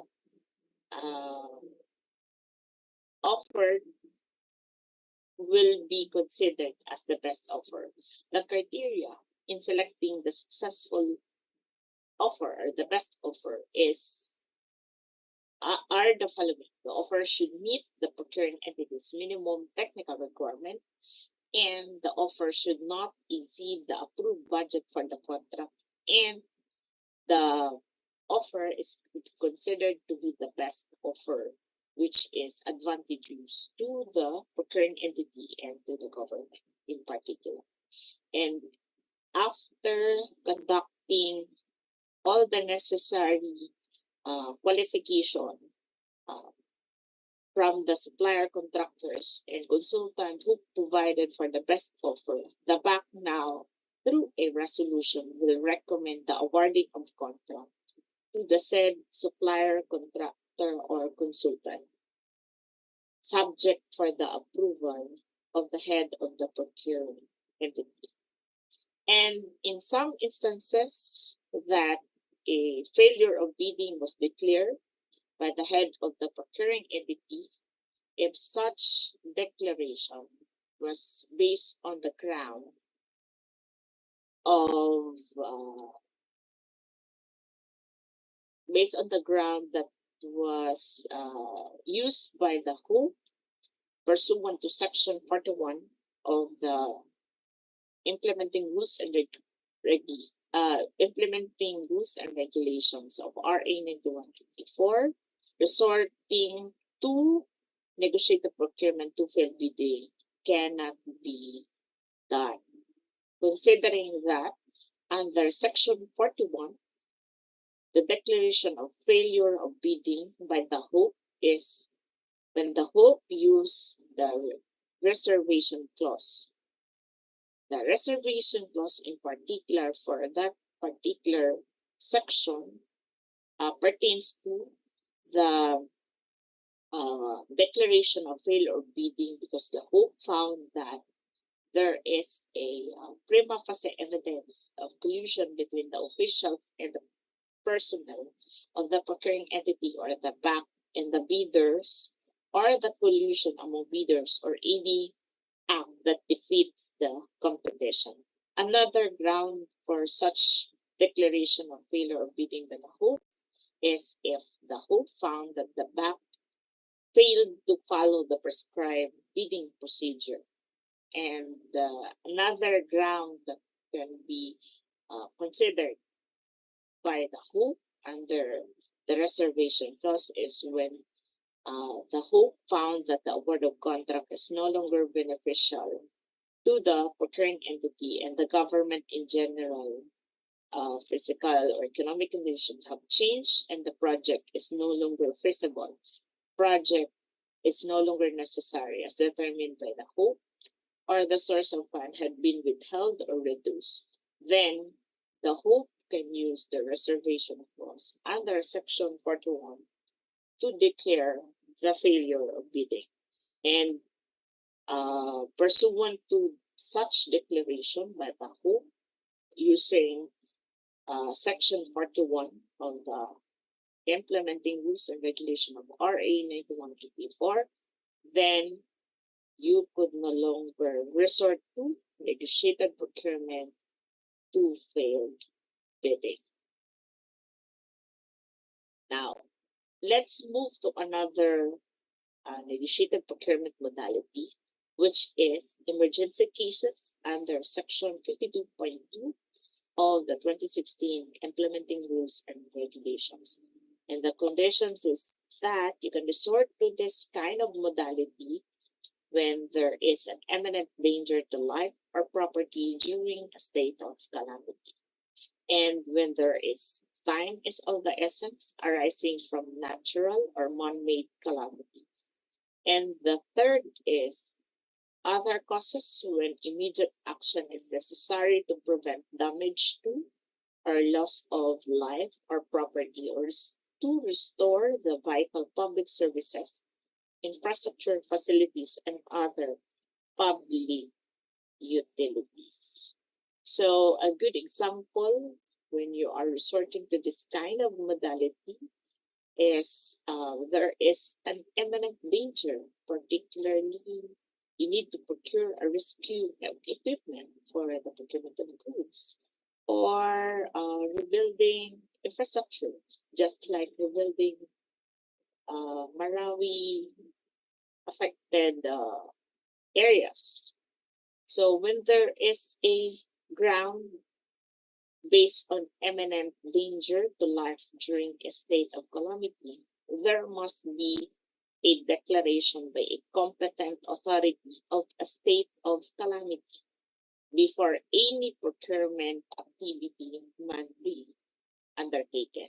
And in the case of infrastructure projects, the procuring entity has the option to undertake the project through negotiated procurement, or by administration, or in highly security risk area through the armed forces of the Philippines. And remember, the conditions for you to resort to this kind of modality, once again, is in the case of imminent danger to life or property during a state of calamity, when the time is of the essence arising from natural or man-made calamity, and other causes where immediate action is necessary, particularly to prevent damage to or loss of life and property, or to restore vital public services, infrastructure facilities, and other public utilities. And negotiated procurement emergency cases is applicable for goods, infrastructure projects, and consulting services. Reminders that procuring entity should consider appropriate timing or proximity of time between the actual procurement activity to be conducted and the emergency sought to be addressed.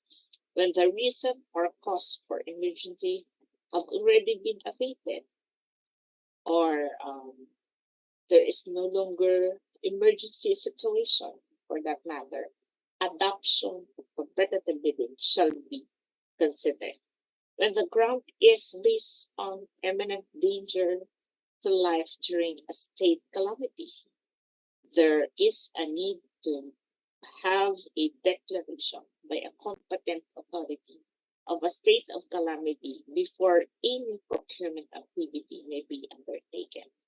And in all of these situations, any evidences showing the urgency and the possible declarations, or any official document regarding the declaration by a competent authority of a state of calamity, or for any particular emergency that you need to address, this particular document should be attached to the purchase request prior to the approval of the same and prior to the conduct of any procurement activity, in such way that resorting to this kind of modality is justified. In terms of documentary requirement under this modality, you need to require mayor's permit for infra projects, pickup license, and also NFCC for infra projects.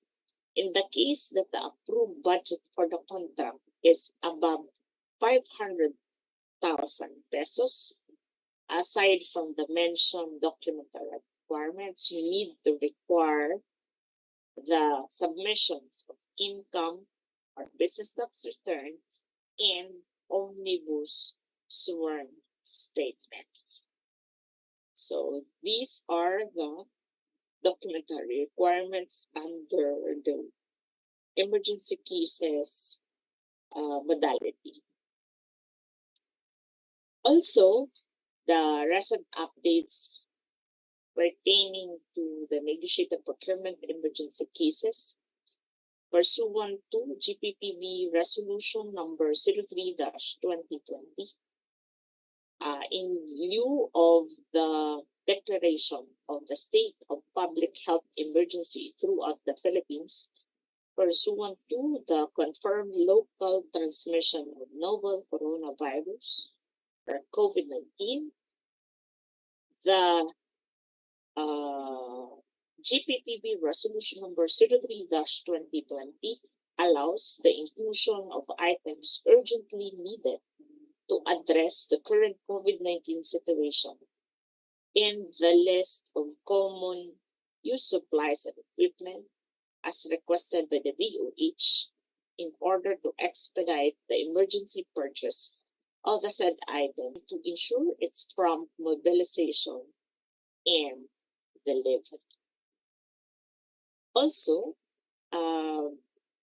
aside from the inclusion of COVID-related items and supplies, GPPB Resolution number 03-2020 also includes the inclusion of lease of real property and venue, aside from the inclusion of the COVID-19 items in the CSE.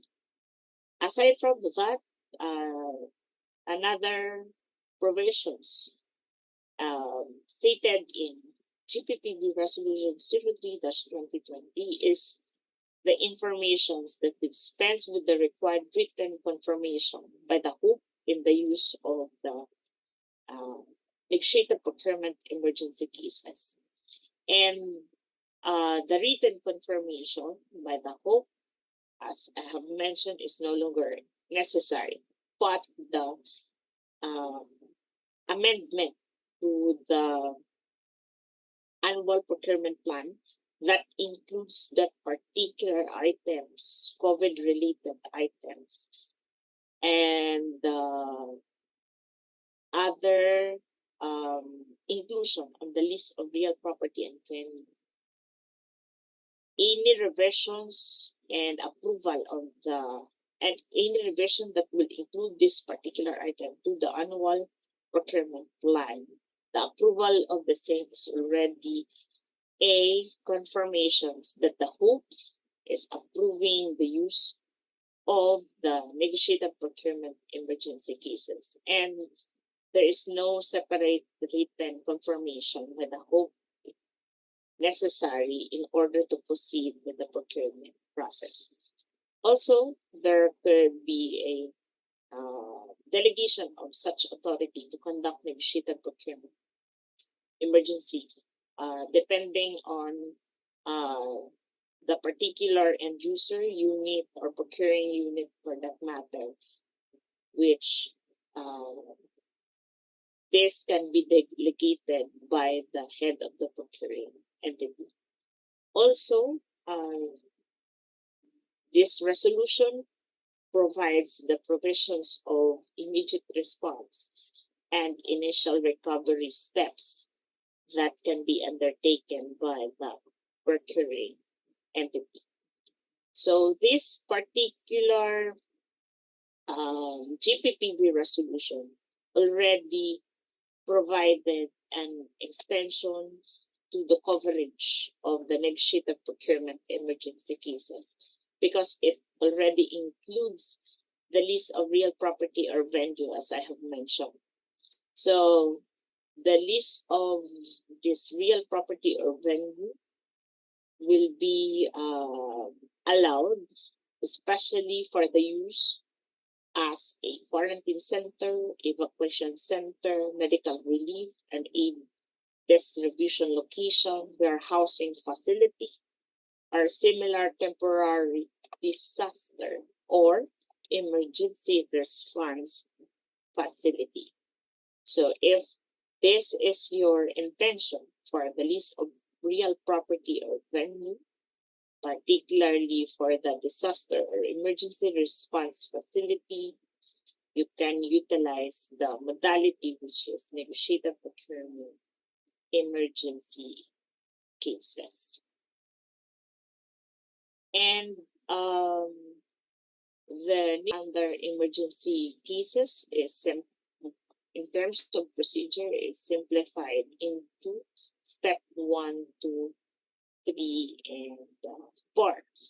As I have mentioned earlier, that delegation of authority can be delegated to the BAC or the end user or any appropriate bureau, committee, support, or procuring unit.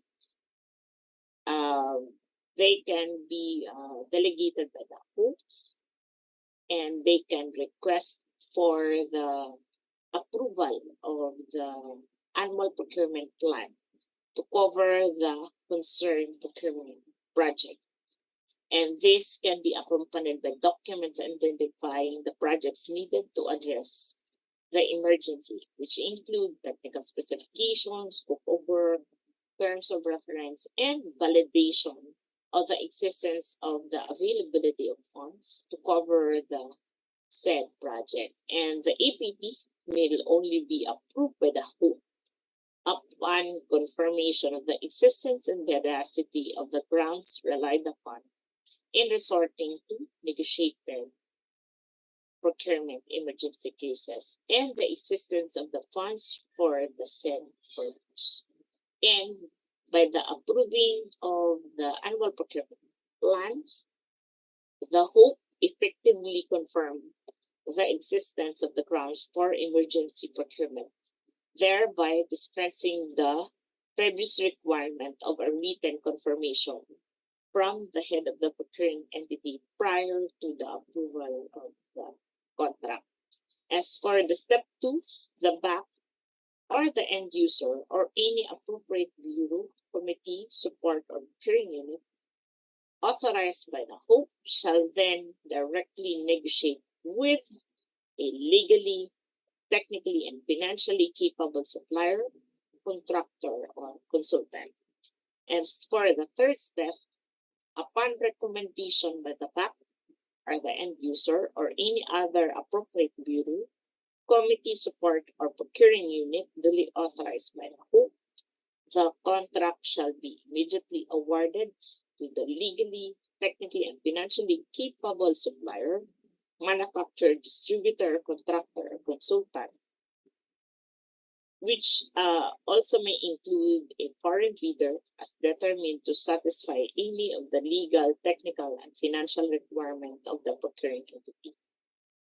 And the fourth one is except for the contracts with an approved budget for the contract in the amount of 50,000 and below, the BAC through its BAC secretary shall post the information purposes, the notice of award, contract, or purchase order, including the notice to proceed if necessary, in the PhilJEP's website of the procuring entity or any electronic procurement service provider by the procuring entity, if there is any, and any conspicuous place in the premises of the procuring entity. And the procedure in considering when resorting to this kind of modality, as I have mentioned earlier, after the conduct of and securing the necessary documents that is found to be documents that could support the urgency of the situation. This will be attached to the purchase request, which is prepared by the end user. Specifically, the documents accompanied by the purchase request should identify the emergency sought to be addressed and the necessary goods, civil works, or consulting services, such as technical specifications, scope of work, term of reference, and approved budget for the contract that have to be procured to address the urgency or emergency situation. And next, after the approval of the purchase request, the revisions of the annual procurement plan and the validation of the availability of budget for the purpose. If the APP, revised APP, was duly approved and there is available budget for the procurement project concerned, the back or any appropriate office or the end user, bureau, committee, or support duly approved by the head of the procuring entity can now directly negotiate with a legally, technically, and financially capable supplier, contractor, or consultant.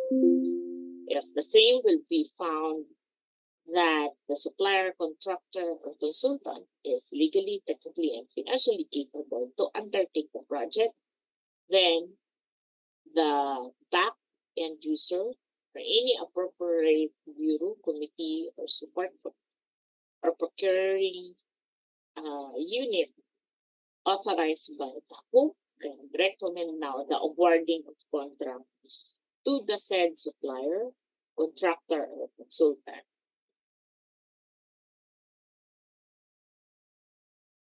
So that is for the negotiated procurement emergency cases modality. Now, let's have another knowledge check before we proceed to the next part of the discussion. Thank you, Ma'am Junaline. We are down to our third knowledge check question, and please answer in the pop-up poll that shall be flashed in our screens. So the question is,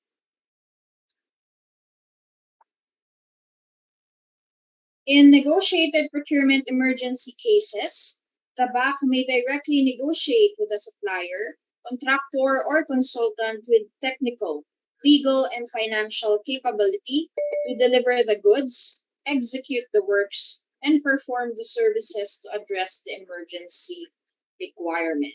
Is this true or false? Again, for our Facebook Live and YouTube Live viewers, thank you very much for joining us today, and of course for joining our knowledge check portions. Hello, good morning, Ma'am Ermintrude Templado Diaz Gonzalez from LGU Polaco, Zamboanga del Norte. Yan, my top fan batch, si Ma'am. Thank you very much. For those who haven't followed us yet, please do check out our official social media accounts, no, and then please give us a like or a follow,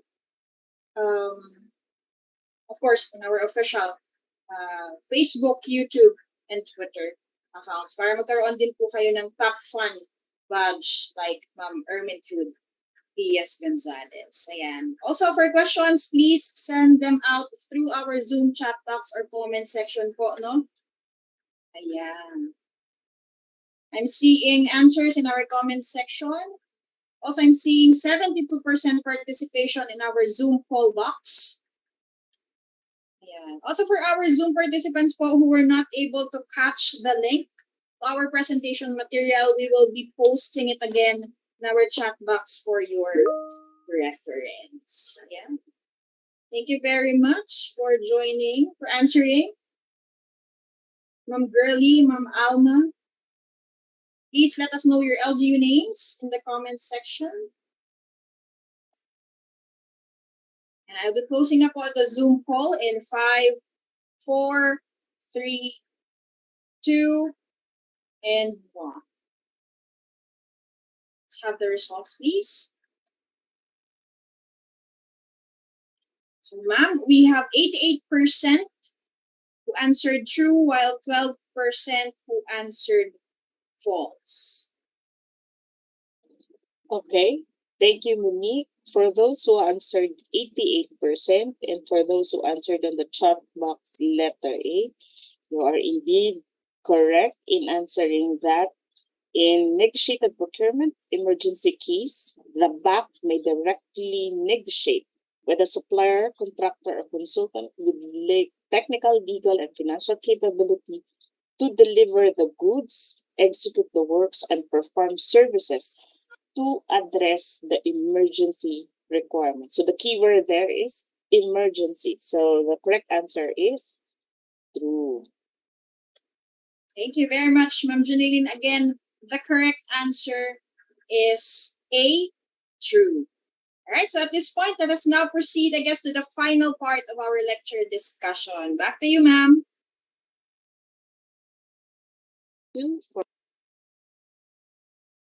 For your participation on the knowledge check.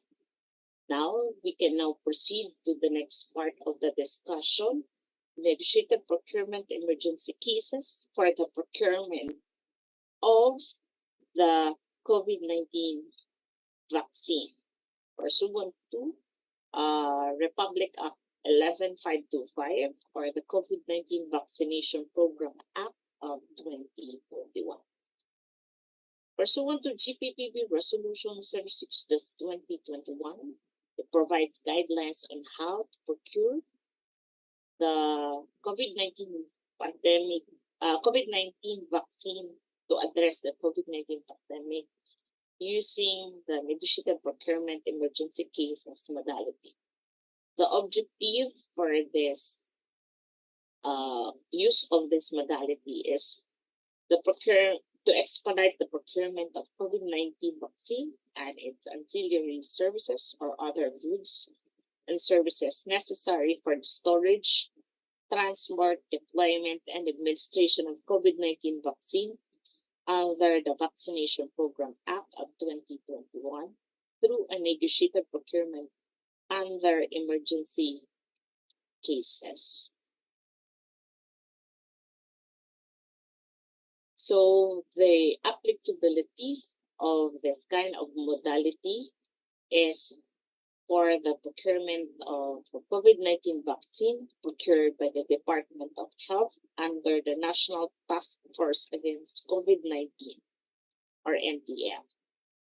This includes also for the procurement of ancillary supplies and services or other goods and services necessary for the storage, transport, deployment, and administration of COVID vaccine as defined by the Department of Health. Under this resolution and guidelines, the negotiated procurement emergency cases will be the procurement modality to be reflected in the annual procurement plan, and the procurement may commence without an approved APP subject to the validation of the availability of funds for the purpose and submission of the approved APP prior to the payment. Documentary requirements under this kind of modality shall not apply for COVID vaccine procurement, as this will be determined by the DOH and the National Task Force Against COVID-19 in their negotiation.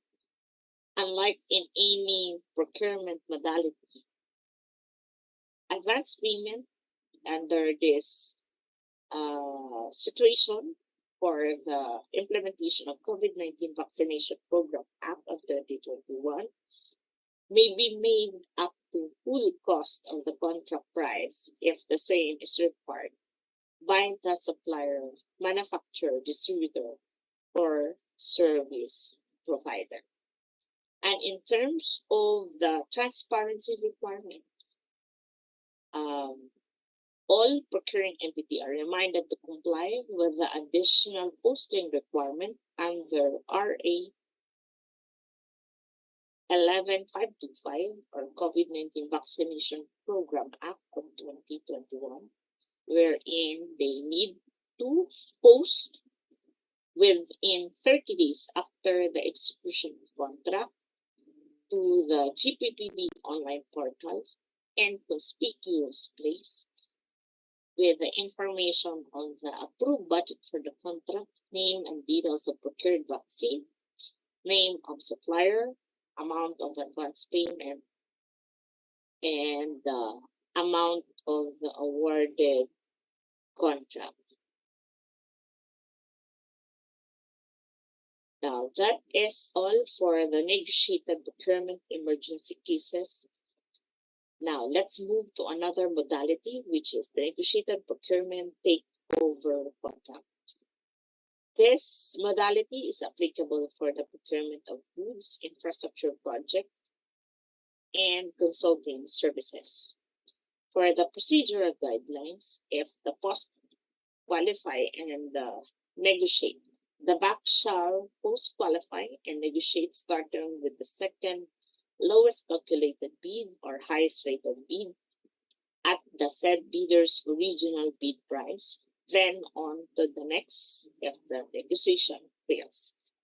If the negotiation fails, the back shall invite a short list of at least 3 suppliers, contractors, or consultants to submit their bid and negotiate it, starting with the lowest calculated bid or highest rated bid. Or, in case of failure of negotiation, the procuring entity may resort to any other appropriate alternative methods of procurement. We have to take note that the authority to negotiate for the project under this modality shall be subject to prior approval by the head of the procuring entity or the whole.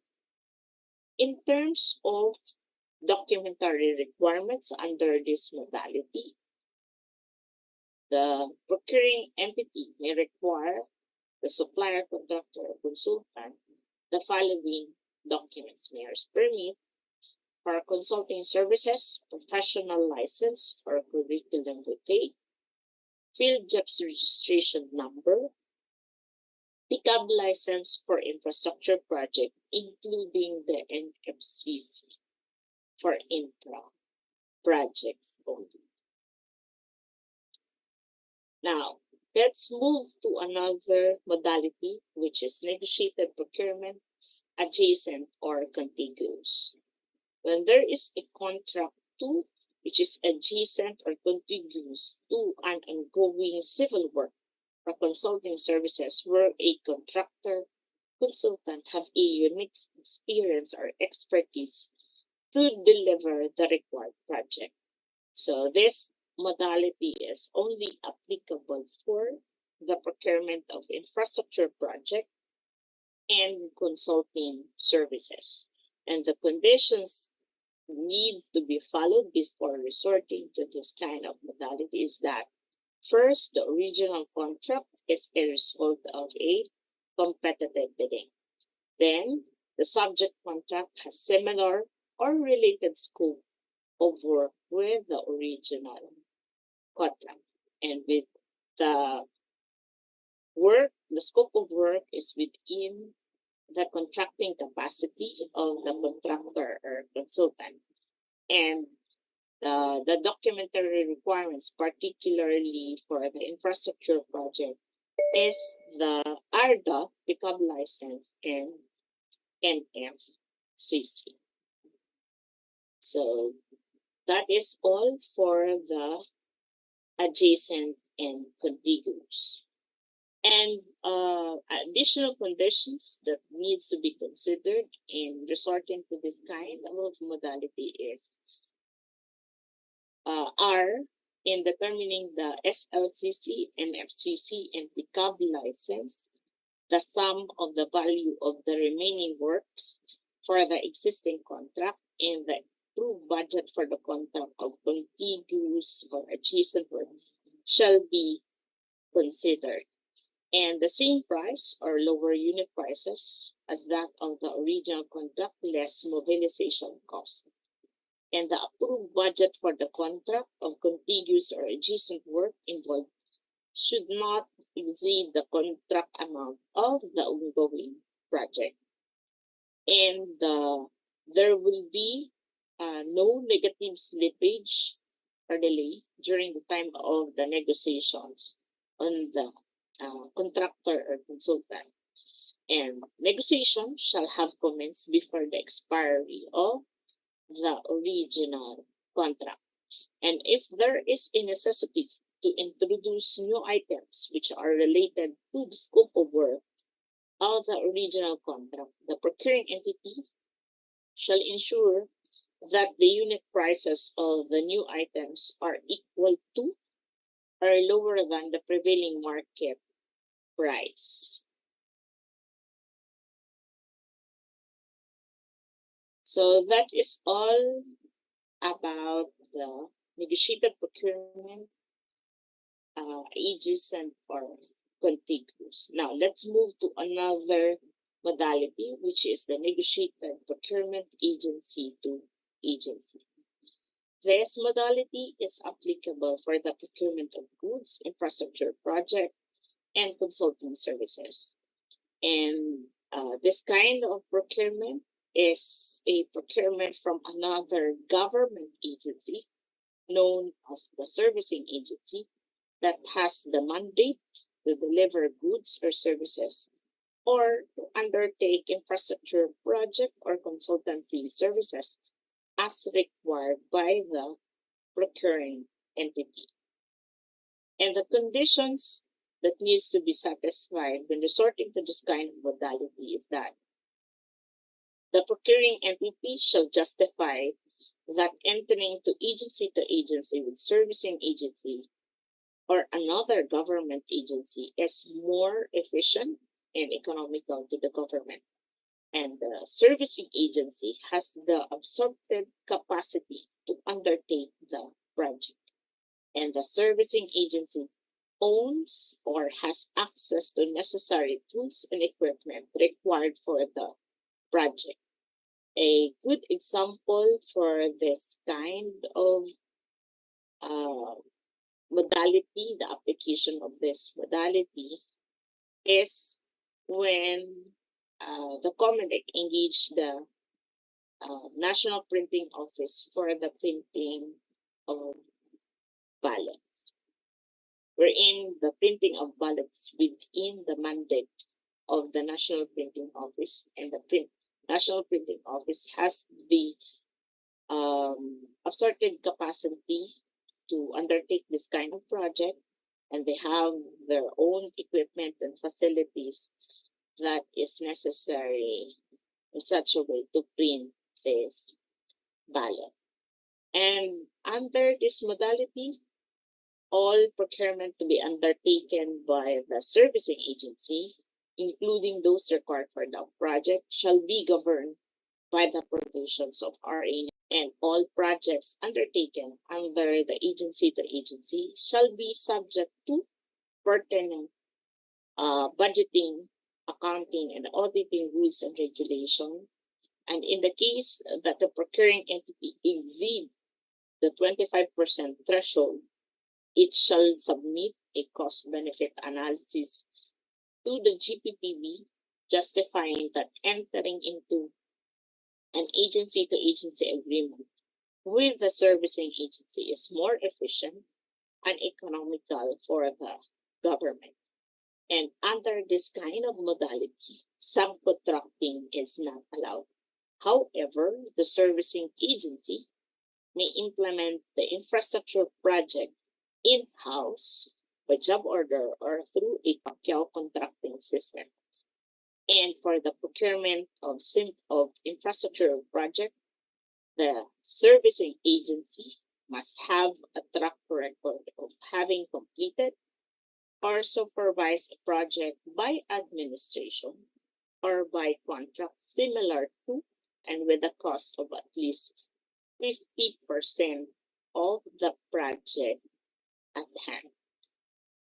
And in terms of procedural guidelines under this modality, first, the end user shall justify to the bank that the resort to agency is more efficient and economical to the government. Also, the end user shall secure a certificate from the relevant officer of the servicing agency that the latter complies with the terms and conditions required by the end user. And then, after these necessary documents, including the purchase request for this particular project, will be endorsed to the Bids and Awards Committee, the bank now shall issue a resolution recommending the use of agency to the head of the procuring entity. And after the HOPE approved the back resolution, the HOPE shall now enter into a memorandum of agreement with the servicing agency upon the approval of the back recommendation. So that is all for the negotiated procurement agency to agency. Now, let's move to another negotiated procurement modality, which is scientific, scholarly, or artistic work, exclusive technology, and media services. So this kind of modality is applicable for the procurement of goods, infrastructure project, and consulting services. An example for this kind of modality are work of art, commission work, or services of an artist for specific artistic skill, such as singer, performer, poet, writer, painter, sculptor, and other related art. Also, this is applicable for the procurement of scientific, academic, scholarly work or research, or legal services. Also, this is applicable for the procurement of highly specialized life-saving medical equipment as certified by the DOH. Other example that can use this kind of modality is for the procurement of scientific, technical, economic, business, trade, or legal journal, magazine, paper, subscription, or other exclusive statistical publication and references. Also, for the procurement of media documentation, advertisement or announcement through television, radio, newspaper, internet, and other communication media. And for the construction, installation of an infrastructure facility where the material, equipment, or technology under a proprietary right can only be obtained from the same contractor. A good example for this kind of modality is when you are going to procure place ad placement to a television, like an infomercial or a advertisement, just like what the infomercial of the DOH and the tourism advertisement of the DOH. Also, some SUCs use this kind of modality when they subscribe to the publication materials, such as Harvard Business Review. For this kind of modality, the documentary requirement includes mayor's permit, professional license, or curriculum vitae for consulting services, field jobs registration number, and for the approved budget for the contract above 500,000, income or business tax return. For an individual engaged under this modality, and also even for the other Alternative methods of procurement, such as the procurement of highly technical consultant and even in small value procurement. Only the BIR certificate of registration shall be submitted in lieu of mayor's permit. And also, the requirements that I have mentioned under this modality will not apply to artists such as singer, performer, poet, writer, painter, and sculptor who are not engaged in business.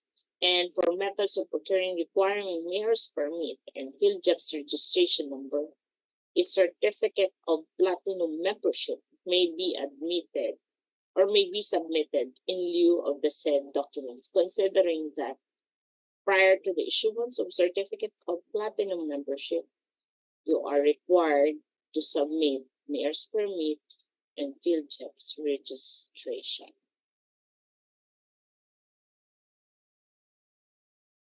In terms of procedural guidelines, prior to the commencement of any procurement activity, particular during the preparation of the purchase request, the end user shall conduct market study in order to justify the use of this kind of modality for their particular procurement project.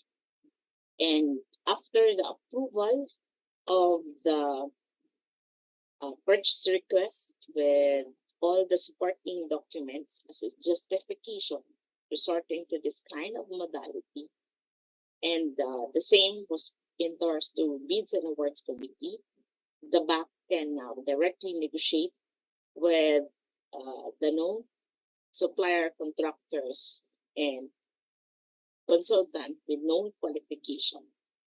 And after considering and assessing that indeed the supplier, contractor, or consultant have known technical, legal, and financial qualification, the bank, through its resolution, shall recommend the awarding of contract for the approval of the head of the procuring entity or the board.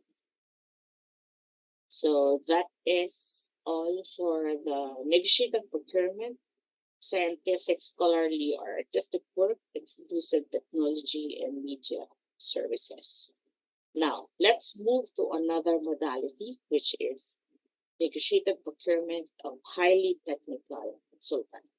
And this modality is only applicable for the procurement of consulting services. And the procurement of consultancy contract involving an individual consultant who is found to be legally, technically, and financially capable after negotiation to undertake the procurement project. And the conditions for you to consider this modality is the work involved is considered to be highly technical or proprietary or primarily confidential or policy determining, where trust and confidence are the primary consideration by the procuring entity.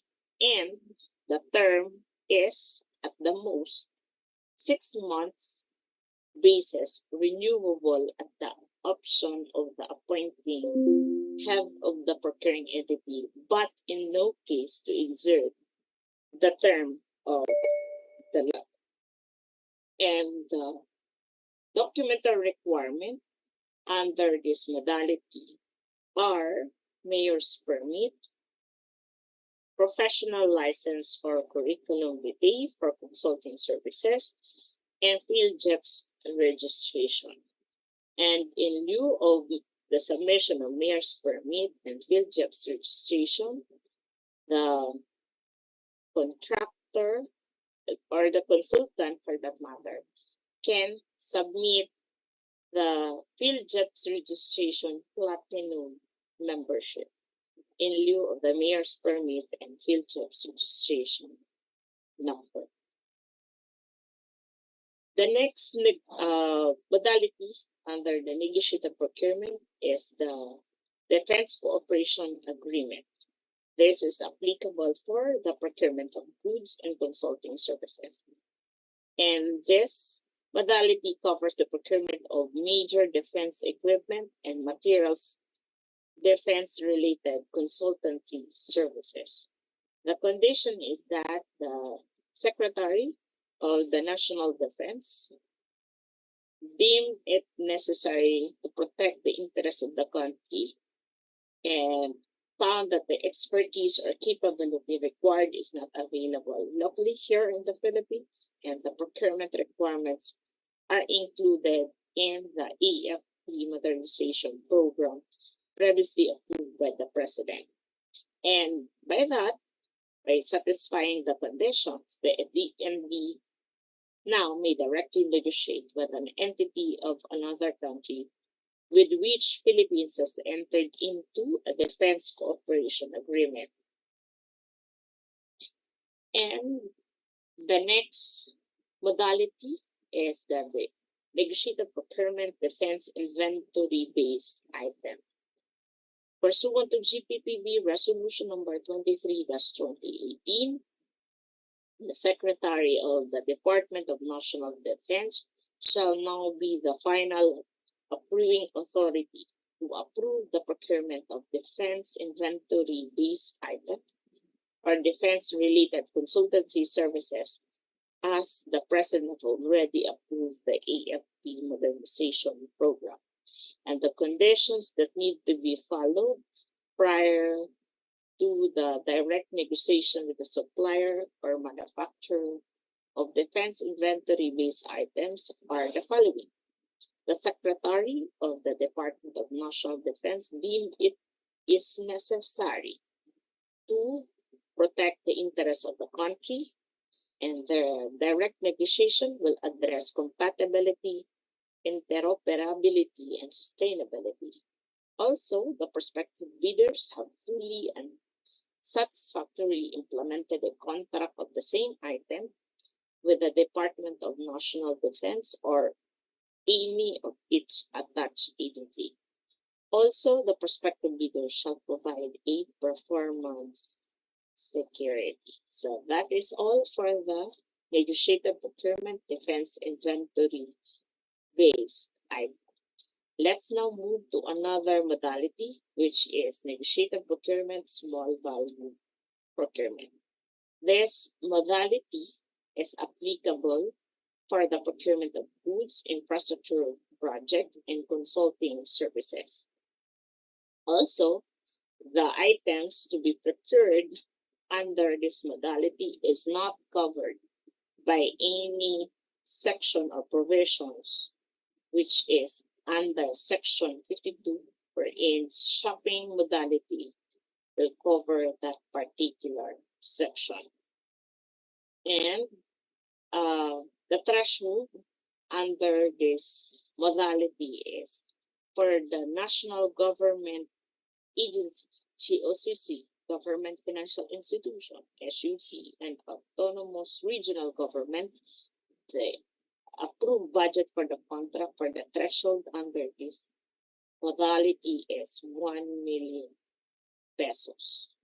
And in terms of the procedure, after the submission and approval of the purchase request, and the same is endorsed the bank shall prepare and send the request for quotation, request for proposal to at least 3 suppliers, contractors, or consultants of known qualification for the procurement activities with an approved budget for the contract above 50,000 pesos. The request for quotation or request for proposal shall be posted in the Field Jobs website, procuring entity's website, and conspicuous place in the premises of the procuring entity. And for all the departments under the executive department, this procurement opportunity shall also be posted in the social media platform of the concerned agency. And the receipt of at least 1 quotation or proposal is sufficient already to proceed with the evaluation and another step of the procurement process. And in small value procurement modality, it is mandatory to send the request for quotation to at least 3 suppliers or proponent and invite them to submit proposal, but it is not necessary to actually receive 3 proposals. It is enough that the procuring entity receive at least 1 bid or proposal on the day of the deadline of the submission of quotation. And in case that none of the prospective bidders or proponent invited failed to submit any proposal or bid for that matter, just like in the shopping, the submission deadline can also be extended up to 3 times. And after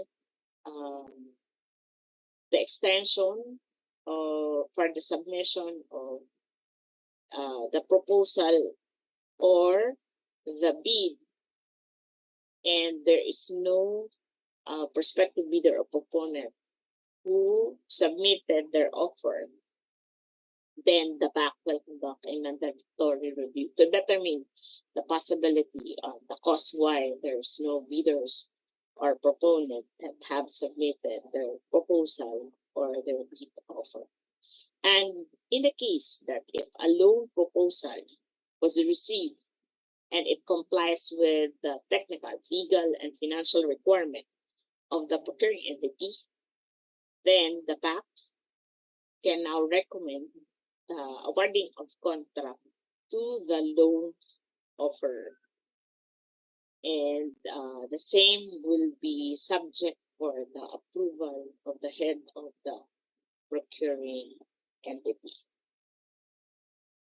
And in the case of local government units, the threshold will be depending on the classification as per the province, city, or municipality. And in the case of barangay, the maximum amount is 50,000 pesos as a threshold. For procedural guidelines, as I have discussed earlier, after the approval of the purchase request, and submission of the same to the BAC through its BAC secretariat shall prepare a request for quotation or request for proposal, and this will be posted in the PhilJobs website, conspicuous place, and for executive department, offices or agency to their social media platform.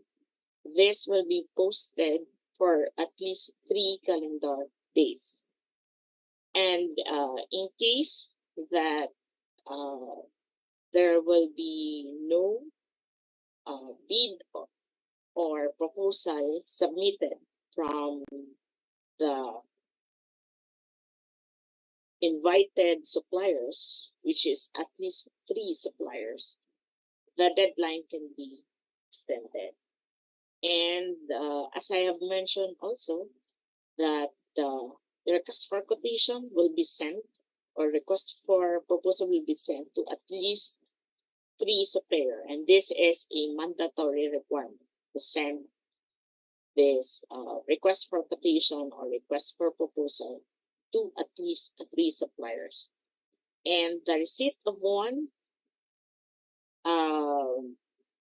offer or proposal will already suffice for the conduct of evaluation in next part of the procurement process. After a receipt of at least one offer or proposal will be the preparation of the abstract of quotation for the evaluation of the Bids and Awards Committee. And after the determination that indeed the loan offerer, for example, is legally, technically, and financially capable to undertake the project, and the approved and the bid offer or the amount of proposal offered is less than to the approved budget for the contract for the said project, then the BAC through its resolution will recommend for the awarding of contract to this single calculated bid offer. And in the case of the receipt of more than one offer from the invited suppliers that you have considered, or even from the bid offer or proposal received from other suppliers who have seen your post in the PhilJEPs, during the preparation of abstract of quotation, the BAC shall determine who will be the lowest calculated bid offerer or the highest rated bid offerer that complies with the specifications in approved budget for the contract. And after the assessment, the BAC shall recommend for the awarded contract to the said supplier, contractor, or consultant that offer the lowest calculated bid offer or lowest calculated quotation or highest rated quotations that complies with the specification in approved budget for the contract. And the same will be subject for the approval of the head of the procuring entity. In terms of documentary requirement under this small value procurement modality are mayor's permit, professional license or curriculum vitae for the consulting services, PhilJEPs registration number, PICAB license for infra project, and for the approved budget for the contract amounting to more than 500,000 pesos, the income or business tax return will be required. And also for approved budget of contract above 50,000 pesos, also a omnibus sworn statement will be required.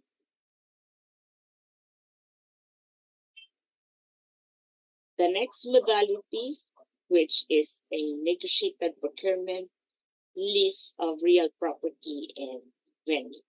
So this is for the procurement of real property or venue, or list of real property or venue for official use. When we are talking about real property, it refers to the land or building, office space or unit, and construction of all kinds that adhere to the soil.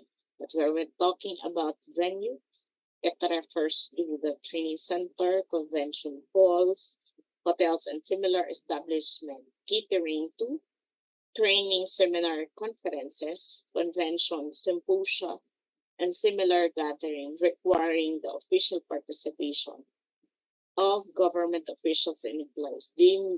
This may include meals and accommodation, depending on the requirement of the procuring entity. And the approved budget for the contract shall be set using the midpoint of the range obtained from the result of the market analysis on the prevailing lease rate. And rental rates should also be within the prevailing market rates.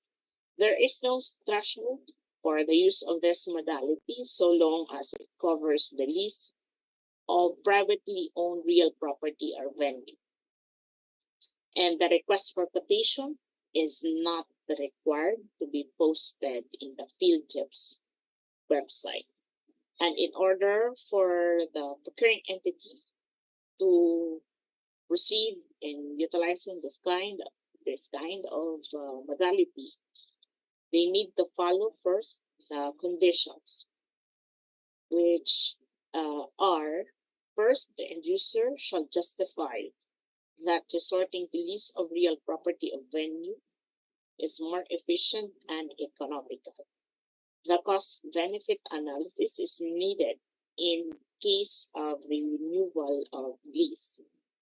Technical specification shall be prepared taking into consideration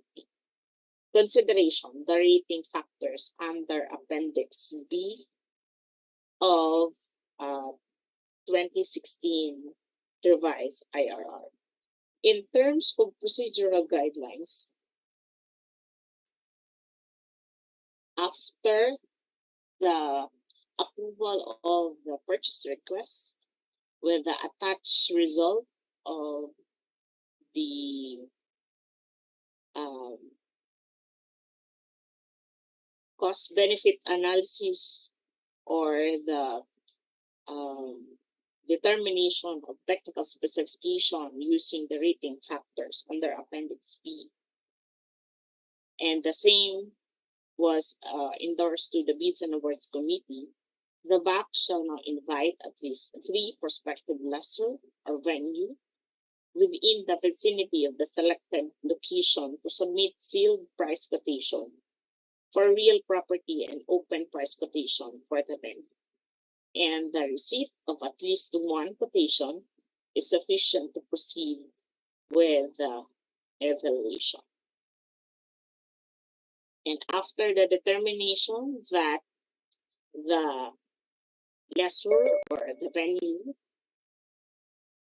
is known to be qualified to undertake the project, then the BAC shall recommend for the awarding of contract to the said lessor or venue.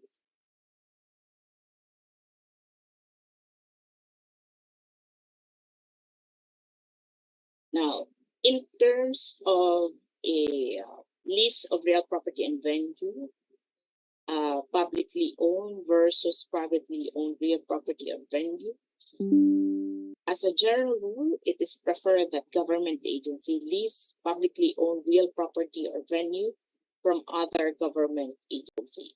If there is an available publicly owned real property or venue that complies with the requirement of the procuring entity, it may now enter into a contract of lease with the government agency owner. And in the case that there is a need for a renewal of contract or lease of existing lease of real property prior to the expiration of the existing lease contract, the end user must conduct a cost-benefit analysis to assess the quality of service under the lease contract. If the result of the cost-benefit analysis continue to favor the existing lessor, then the procuring entity may simply renew its lease contract. If it does not, then the procuring entity should procure a new lease of contract. And the conduct of the cost-benefit analysis by the end user should be done prior to the expiration of the existing lease contract. And in terms of documentary requirement, if the lessor is not a government agency, then you will be requiring the following documentary requirements: mayor's permit, PhilJEP's registration number, and income or business tax return.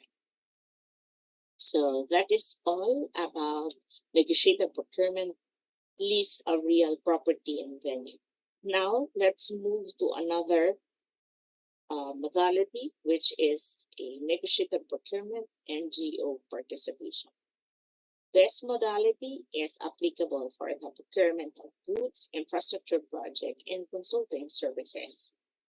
When we're talking about NGO, these are organizations that refers to a non-stock, non-profit domestic corporation duly registered with the Securities and Exchange Commission, or a cooperative duly registered with the Cooperative Development Authority, committed to the task of socio-economic development and established primarily for providing goods and services to the public. And but prior to resorting to this modality, you have to satisfy the following condition: that there is a appropriation of law or ordinance that earmarks an amount to be contracted to the NGOs, and the procuring entity may opt to conducting a public meeting or enter into a memorandum of agreement with an NGO. And in terms of procedural guidelines,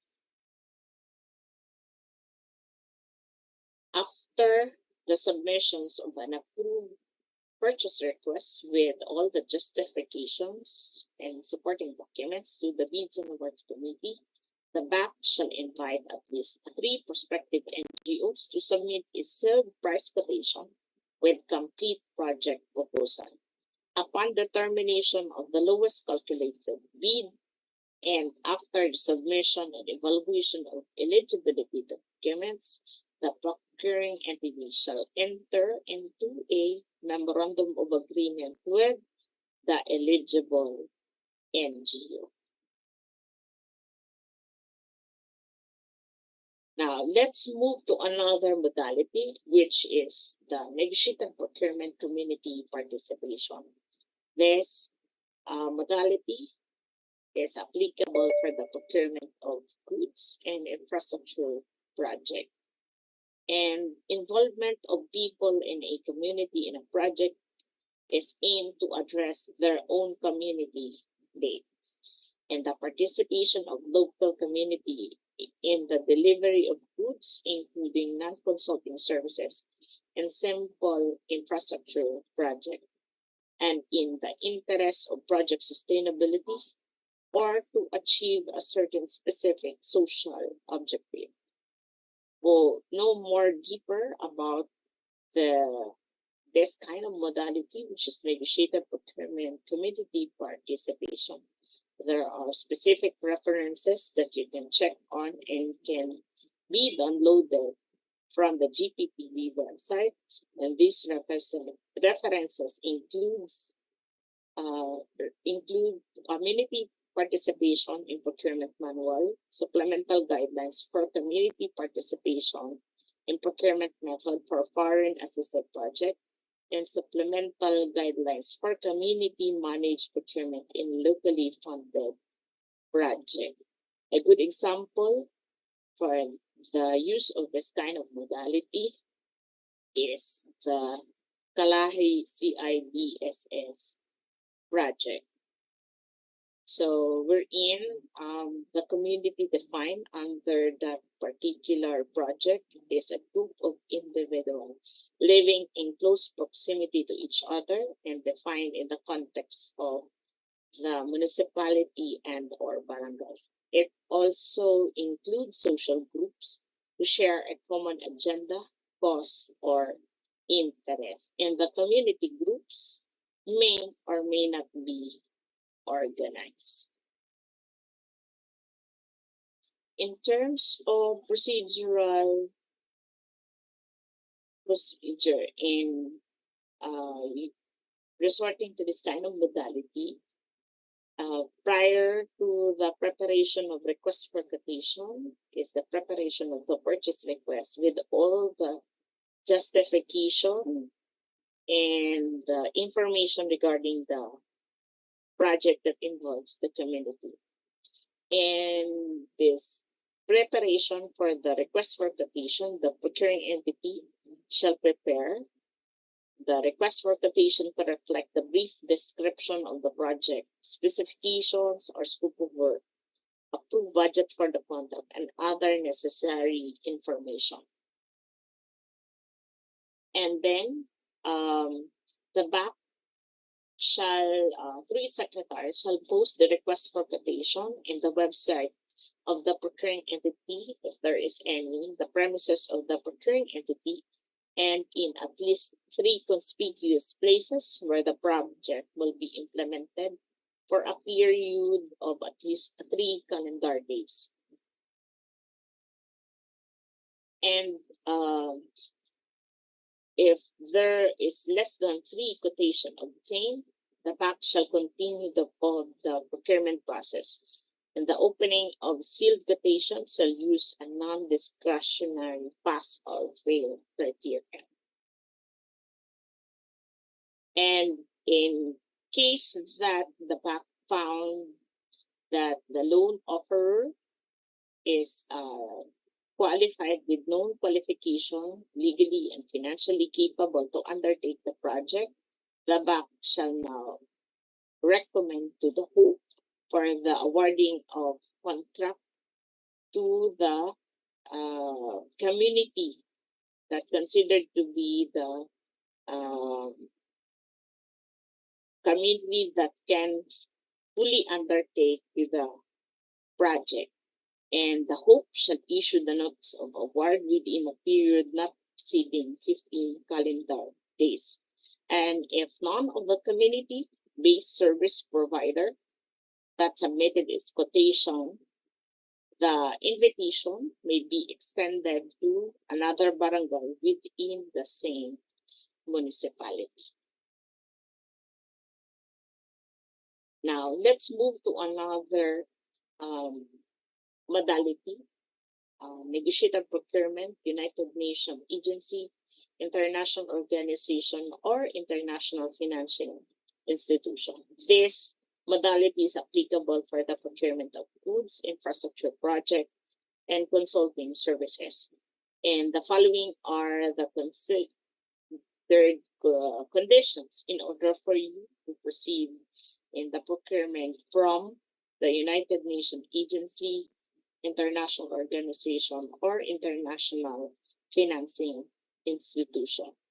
The items, the goods, infrastructure project, or consulting services are considered to be in small quantities of off-shelf goods, primarily in the field of education and health, and the specialist product where the number of suppliers is limited, for example, vaccine, drugs, or the goods or infrastructure project and consulting services involving of an advanced technology, techniques, and innovation not locally available as certified by the head of the procuring entity.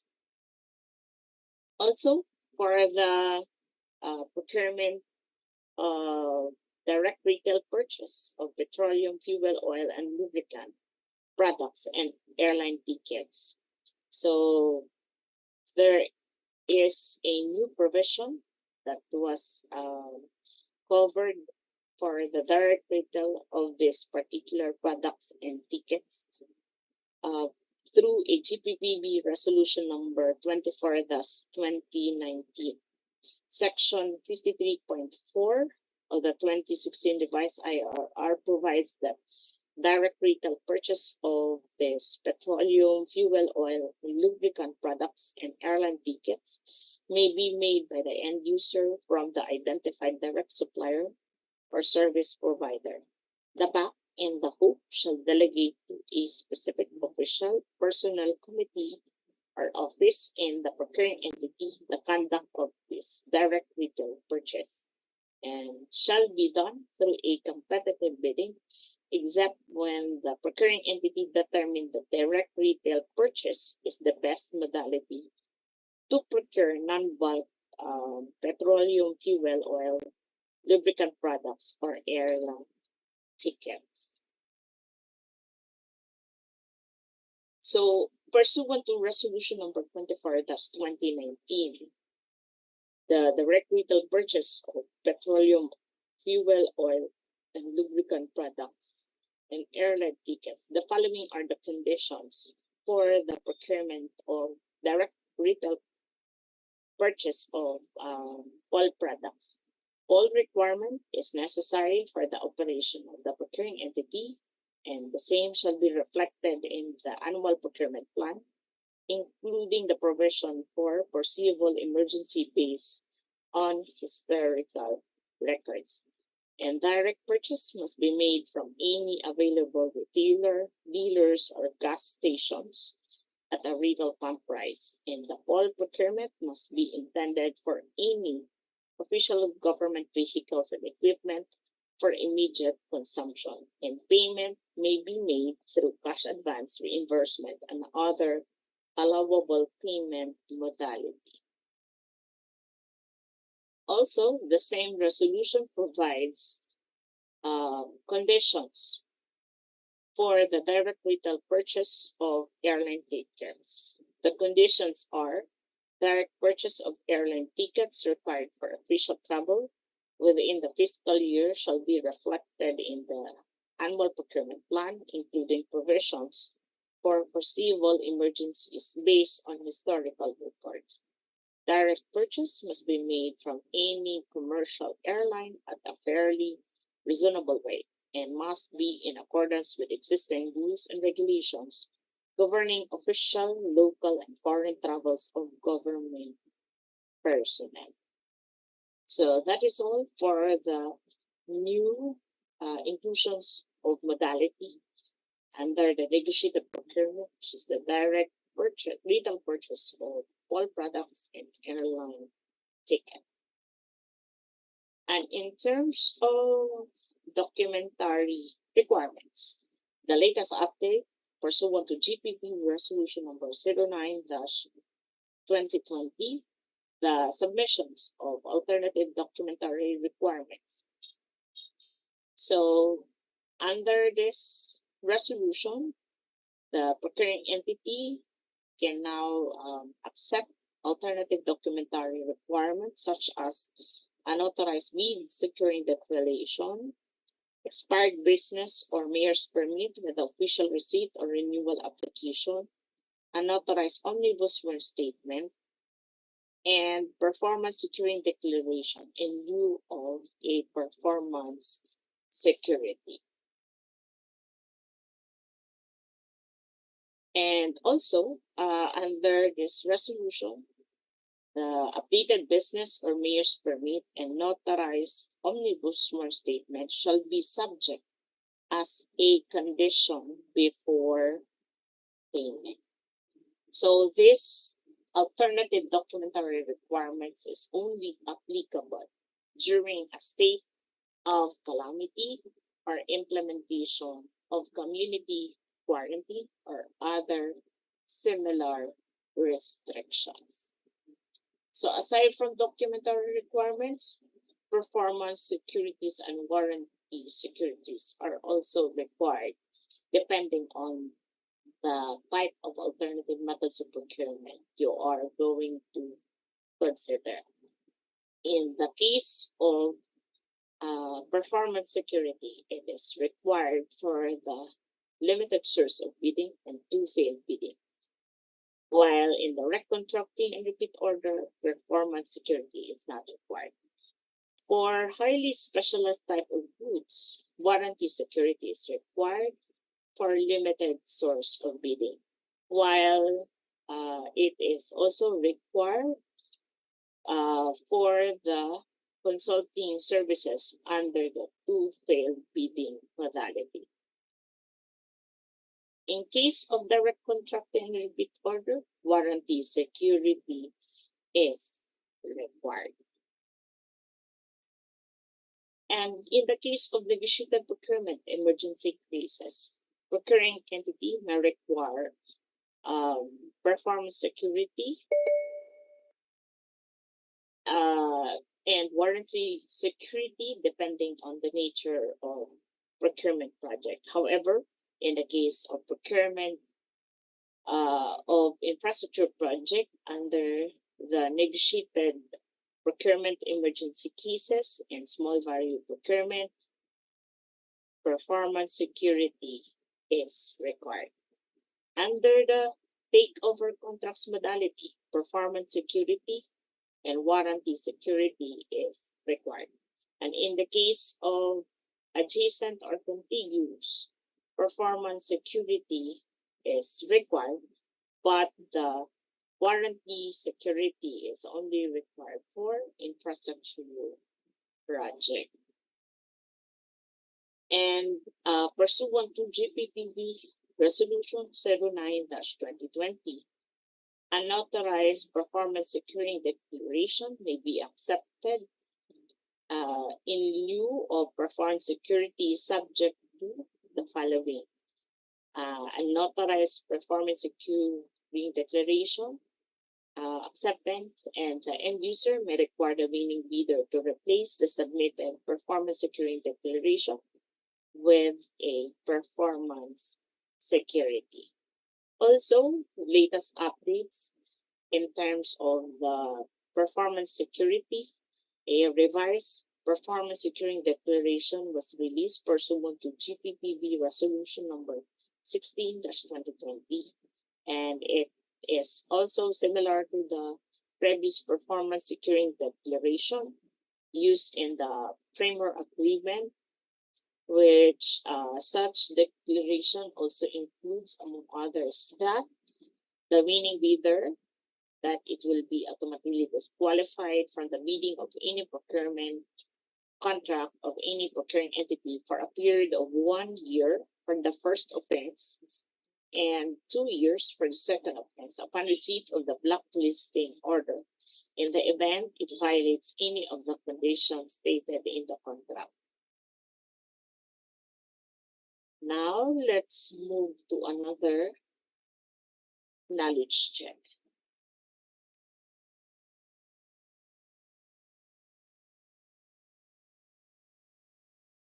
All right, thank you very much, Ma'am Junaline. Finally, we are down to our fourth and final knowledge check question for this learning session. And the question is,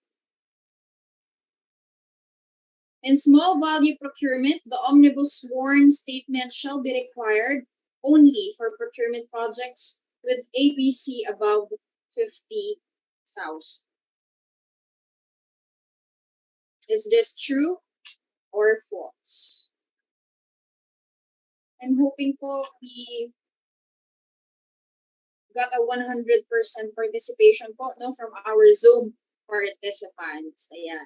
So again, the question is, in small value procurement, the omnibus sworn statement shall be required only for procurement projects with ABC above 50,000.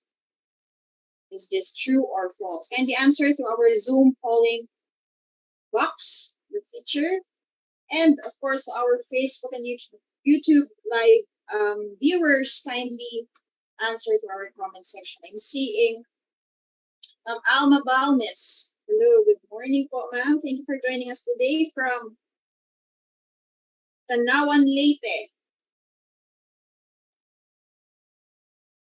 Seeing answers as well in our comment section.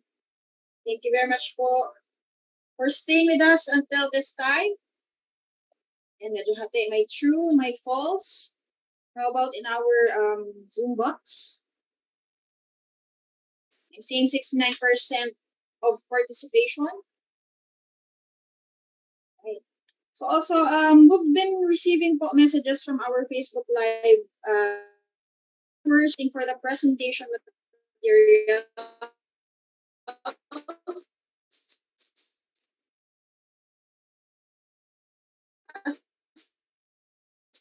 Much we would like, and always refer to our recorded sessions in our official Facebook and YouTube accounts. All of the recorded sessions will still be available even after our program ends. All right. So nonetheless, if you would like to be part of the official list of participants, you may still join our succeeding batches because registration is still open. All you have to do is to register through the link that is posted by Billy Bayong in our comments section. Ayan, so let's have the results. I'll be closing na po the poll box in 5, 4, 3, 2, and 1. Right, so the results please. Ayan, Ma'am Juneline, we have 59% who answered false while 41% who answered true. Okay, thank you, Monique. I guess medyo nag-confuse siguro sila doon sa submission ng omnibus swear state. For the small value modality, always remember that you need to require your supplier, contractor, or consultant to submit omnibus sworn statement only for the procurement project with an approved budget for the contract above 50,000 pesos. So the correct answer is letter A, true. All right, thank you very much, Ma'am Juneline. Please take note of the correct answer po, no? So again, the correct answer is true. All right, thank you very much for your active participation po, no? As I think that's the end of our discussion proper. Again, that was our recognized trainer, Miss Juneline Pagunsan. Thank you very much po, ma'am, for leading a very straight to the point discussion on alternative methods of procurement. Of course, our participants, both from Zoom and live streaming, thank you all for your active participation. So before po we proceed to the much-awaited open forum, let us first have a quick break. So by the break po muna tayo. Please stay with us po, no, and see you in a short while.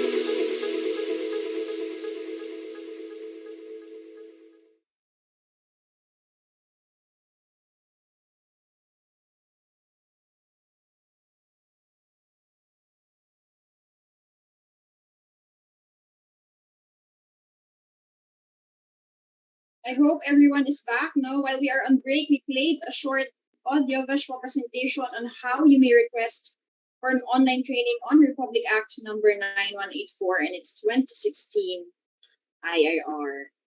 For more quick guide on government procurement and other related short videos and audio-visual presentation, you may visit our official website at www.jptv.gov.ph.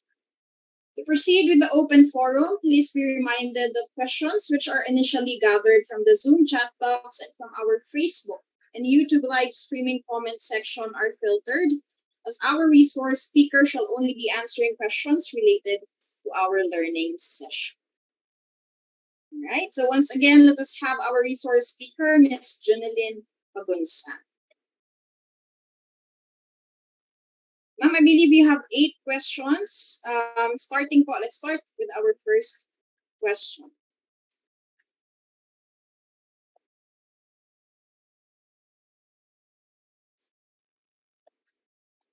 The question is, can we add additional requirements such as certificate of satisfactory rating on previous projects and list of ongoing and completed projects in the mandatory documents list under Annex H?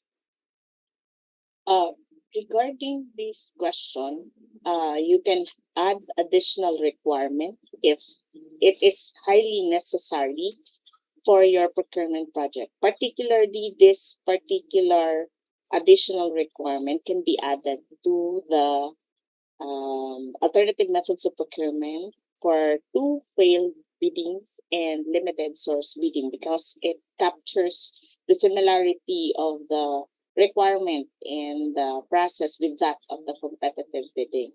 So the additional requirement for this particular situation is based on a case-to-case based on what particular alternative methods of procurement you are going to consider. Thank you very much, Ma'am Junelyn. Moving forward to our second question.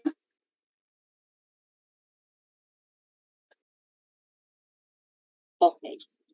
For this case, as I have discussed earlier, that one bidder is already acceptable to proceed with the procurement process. And under this particular modality, if the cost and the ABC are the same, you can still proceed and consider the prospective bidder as eligible and pass the requirement, because under the law, you can only fail a particular bidder if the offered cost is beyond the approved budget for the contract. Because we all know that the approved budget for the contract is the upper limit or ceiling for bid price. So such that bid prices offered that exceed the ceiling shall be disqualified outright from further participating in the bidding process. Thank you, ma'am. Swiftly moving on to our third question.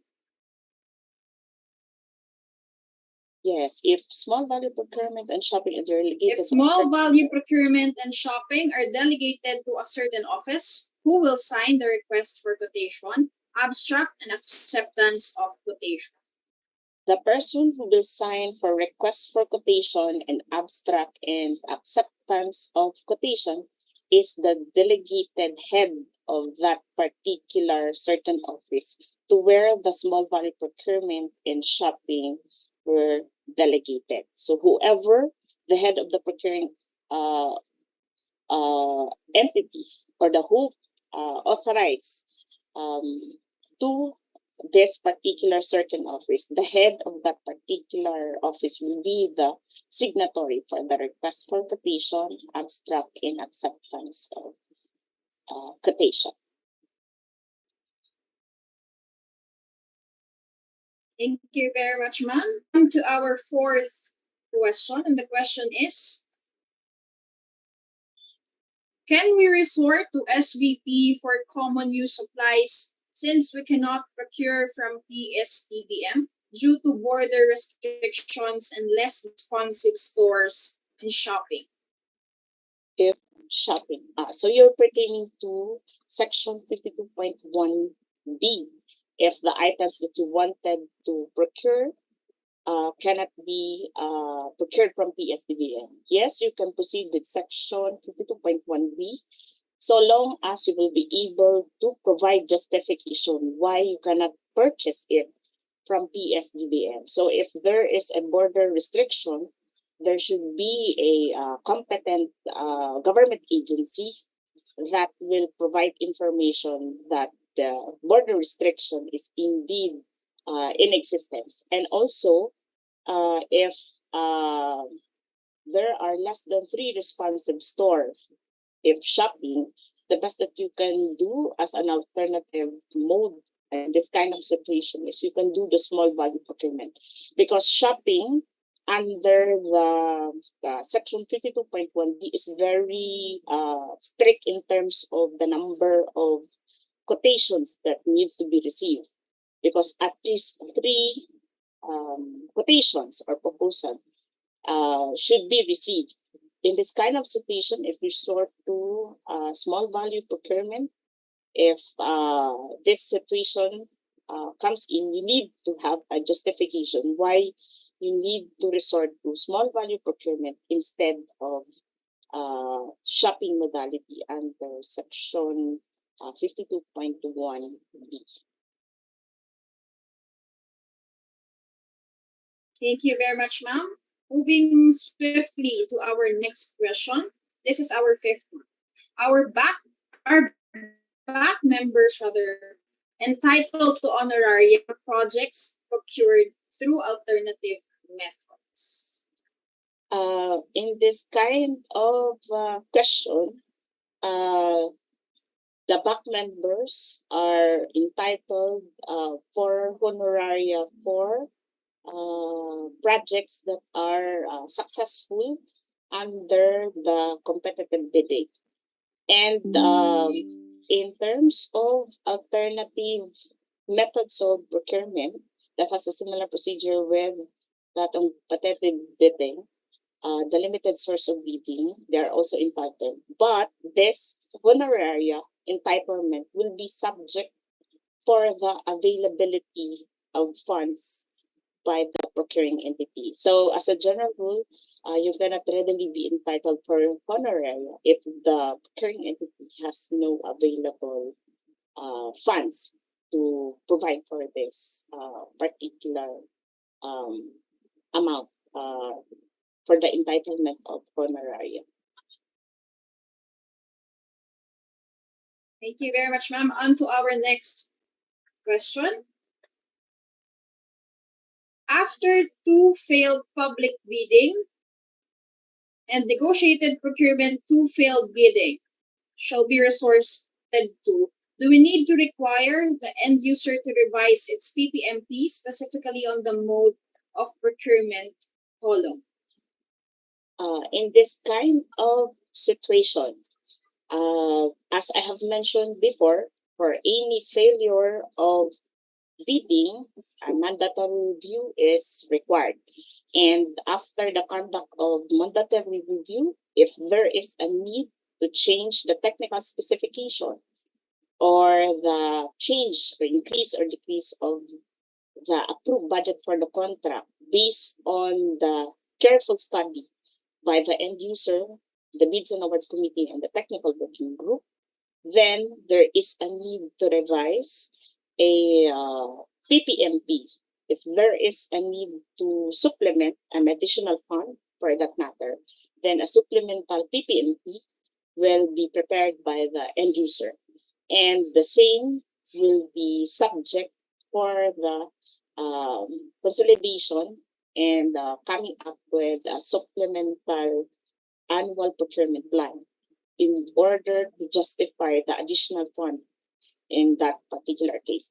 And in the case of a situation that there is a decrease in the amount involved, that will lead to the changes, possible changes in the mode of procurement, the same will also be done, revision amendment to the PPMP by the end user in such a way that it will reflect the corrected mode of procurement that is applicable for that situation. And in all of these cases, particularly for this kind of modality, there should be a back resolution that will recommend for any changes in the technical specification and approved budget for the contract. And also attaching to that resolution is any revision in the PPMP and then annual procurement plan of the agency or the head agency of the procuring entity for that matter. Thank you very much, ma'am. Moving forward, our next question.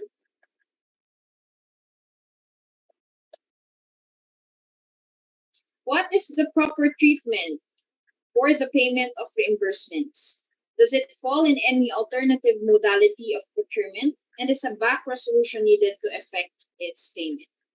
Okay.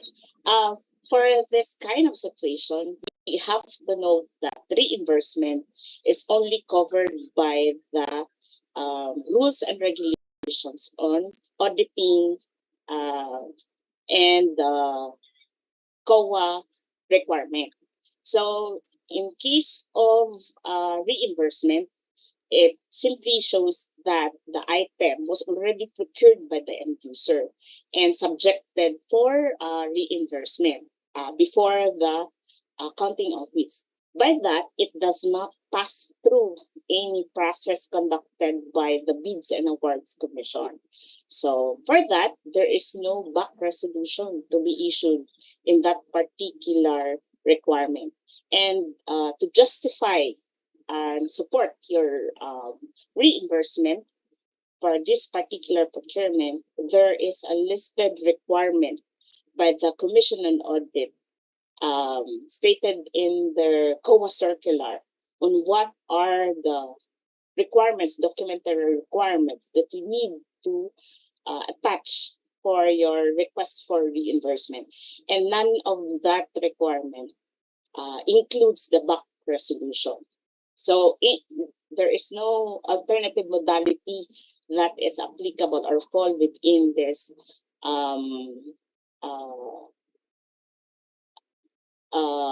situation, but depending on what particular transactions you have requested for reimbursement. Like for example, in a case of reimbursement for an urgent procurement of the items that falls within the threshold of Shopee, as you can see in the COA rules, there is a consideration that the mode of procurement that you are going to use is shopping. And in the case of urgent need to buy a particular items that fall within the threshold required by the COA, then you can consider the modality of procurement under emergency case. So you have to consider that the modality under the modality requirement, particularly the documentary requirement, under RA 9184 for alternative methods of procurement has a very specific requirement. But the Commission on Audit also provide a separate documentary requirement for this alternative modality, which is falls under the liquidation or request for disbursement and allocation for this particular transaction. So it's a case-to-case base in terms of reimbursement of payment for the procurement of any particular goods, materials, or equipment. So you have to consider in this kind of situation, since it is a payment of reimbursement, the Commission on Audit rules and regulations. Thank you very much, Ma'am Jeline, for that elaboration. Moving on to our 8th question. In negotiated procurement, two failed biddings for goods. Is it okay to some of the requirements under the technical or financial documents? Example, FCC. For the negotiated procurement, and to fail bidding under goods, NFCC actually is not required because it is only required for the infrastructure project. So it's okay to remove some of this requirement of NFCC because it is only mandatorily required for the infrastructure project. But based on experience, in this kind of situation, what we do usually in two failed biddings, negotiated procurement, either it's goods, infrastructure project, or consulting services, it is highly recommended that you can also include, even though it's only required for the infrastructure project. This is to protect the bids and awards committee or the procuring entity to really assure themselves that they are dealing with financially capable supplier, bidder, or consultant. So it's okay, but I highly recommend that you did not remove this requirement, even though that your procurement is for the procurement of goods under the negotiated procurement to fail bidding. And thank you very much, Ma'am Jonaline. I think may humabol pa po, ma'am. This was supposedly our last question, but can we accommodate po ito pong pahabol question pa? Allow me to read po the question. How about the performing artists when paid under contract above 50,000 and mostly they don't have PhilJeps? What are the documents needed? For come again, sorry, I didn't capture Again, it. the question po, ma'am. How about the performing artists when paid under contract above 50,000 and mostly they don't have PhilJeps? What are the documents needed? For that particular situation, since the requirement and they are not engaged in any business, so the supporting documents that they can require to support that indeed that performer or poet is known poet or been performing for several events or gathering. So they can provide alternative documents that indeed can showcase that particular performer has been performing in several occasions. Because as you can see under the rules, there is no required for them to have a PhilJeps registration. They are exempted to provide for that one because they are not even engaged in business. For that, you have to show that indeed you are contracting with a performer that is duly recognized and been performing in several events or venues. Thank you very much, Ma'am Jonaline. Ayun, meron pa pong last. Allow me to read po, ma'am. Is posting in PhilJeps a mandatory obligation for a procurement undergone through alternative modality? This is a common question po, ma'am. For that particular situation, mandatory obligation for the posting in PhilJeps is depending on the kind of alternative methods of procurement you are going to consider. So for that situation, the mandatory requirement to post in PhilJeps website as an obligation are required for the following alternative methods of procurement: limited source bidding, shopping to failed bidding, small barrier procurement, and NGO participation. Other alternative methods of procurement that I haven't mentioned, you can dispense with the posting in the PhilJeps website. So it's a case to case depending on what type of alternative methods of procurement modality you are going to consider. Thank you very much, Ma'am Janine. I believe that was our last question.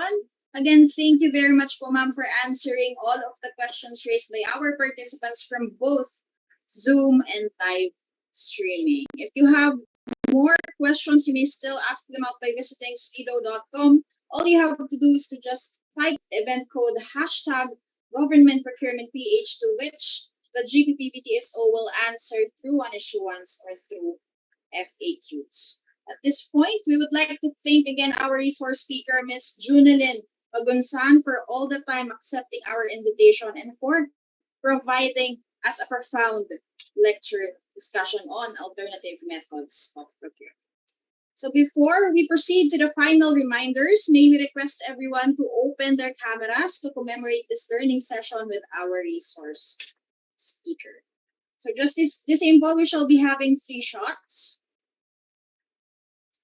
And again, I will just be quickly checking my screens if ready na po tayong lahat.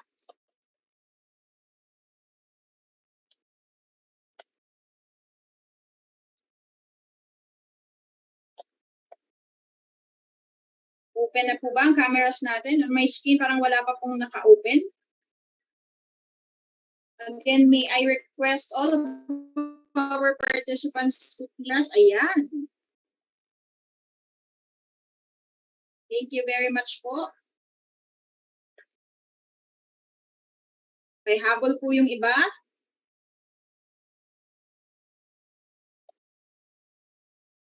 Alright. I think we're ready. For our first shot, ready 1, 2, and 3. For our second shot, ayan, may mga humahabol pa po. I'm seeing LGU San Mateo, LGU Dingle, Iloilo. Thank you, sir. Thank you, ma'am. For our second shot, ready 1, 2, and 3. For our final shot, ready 1, 2, and 3.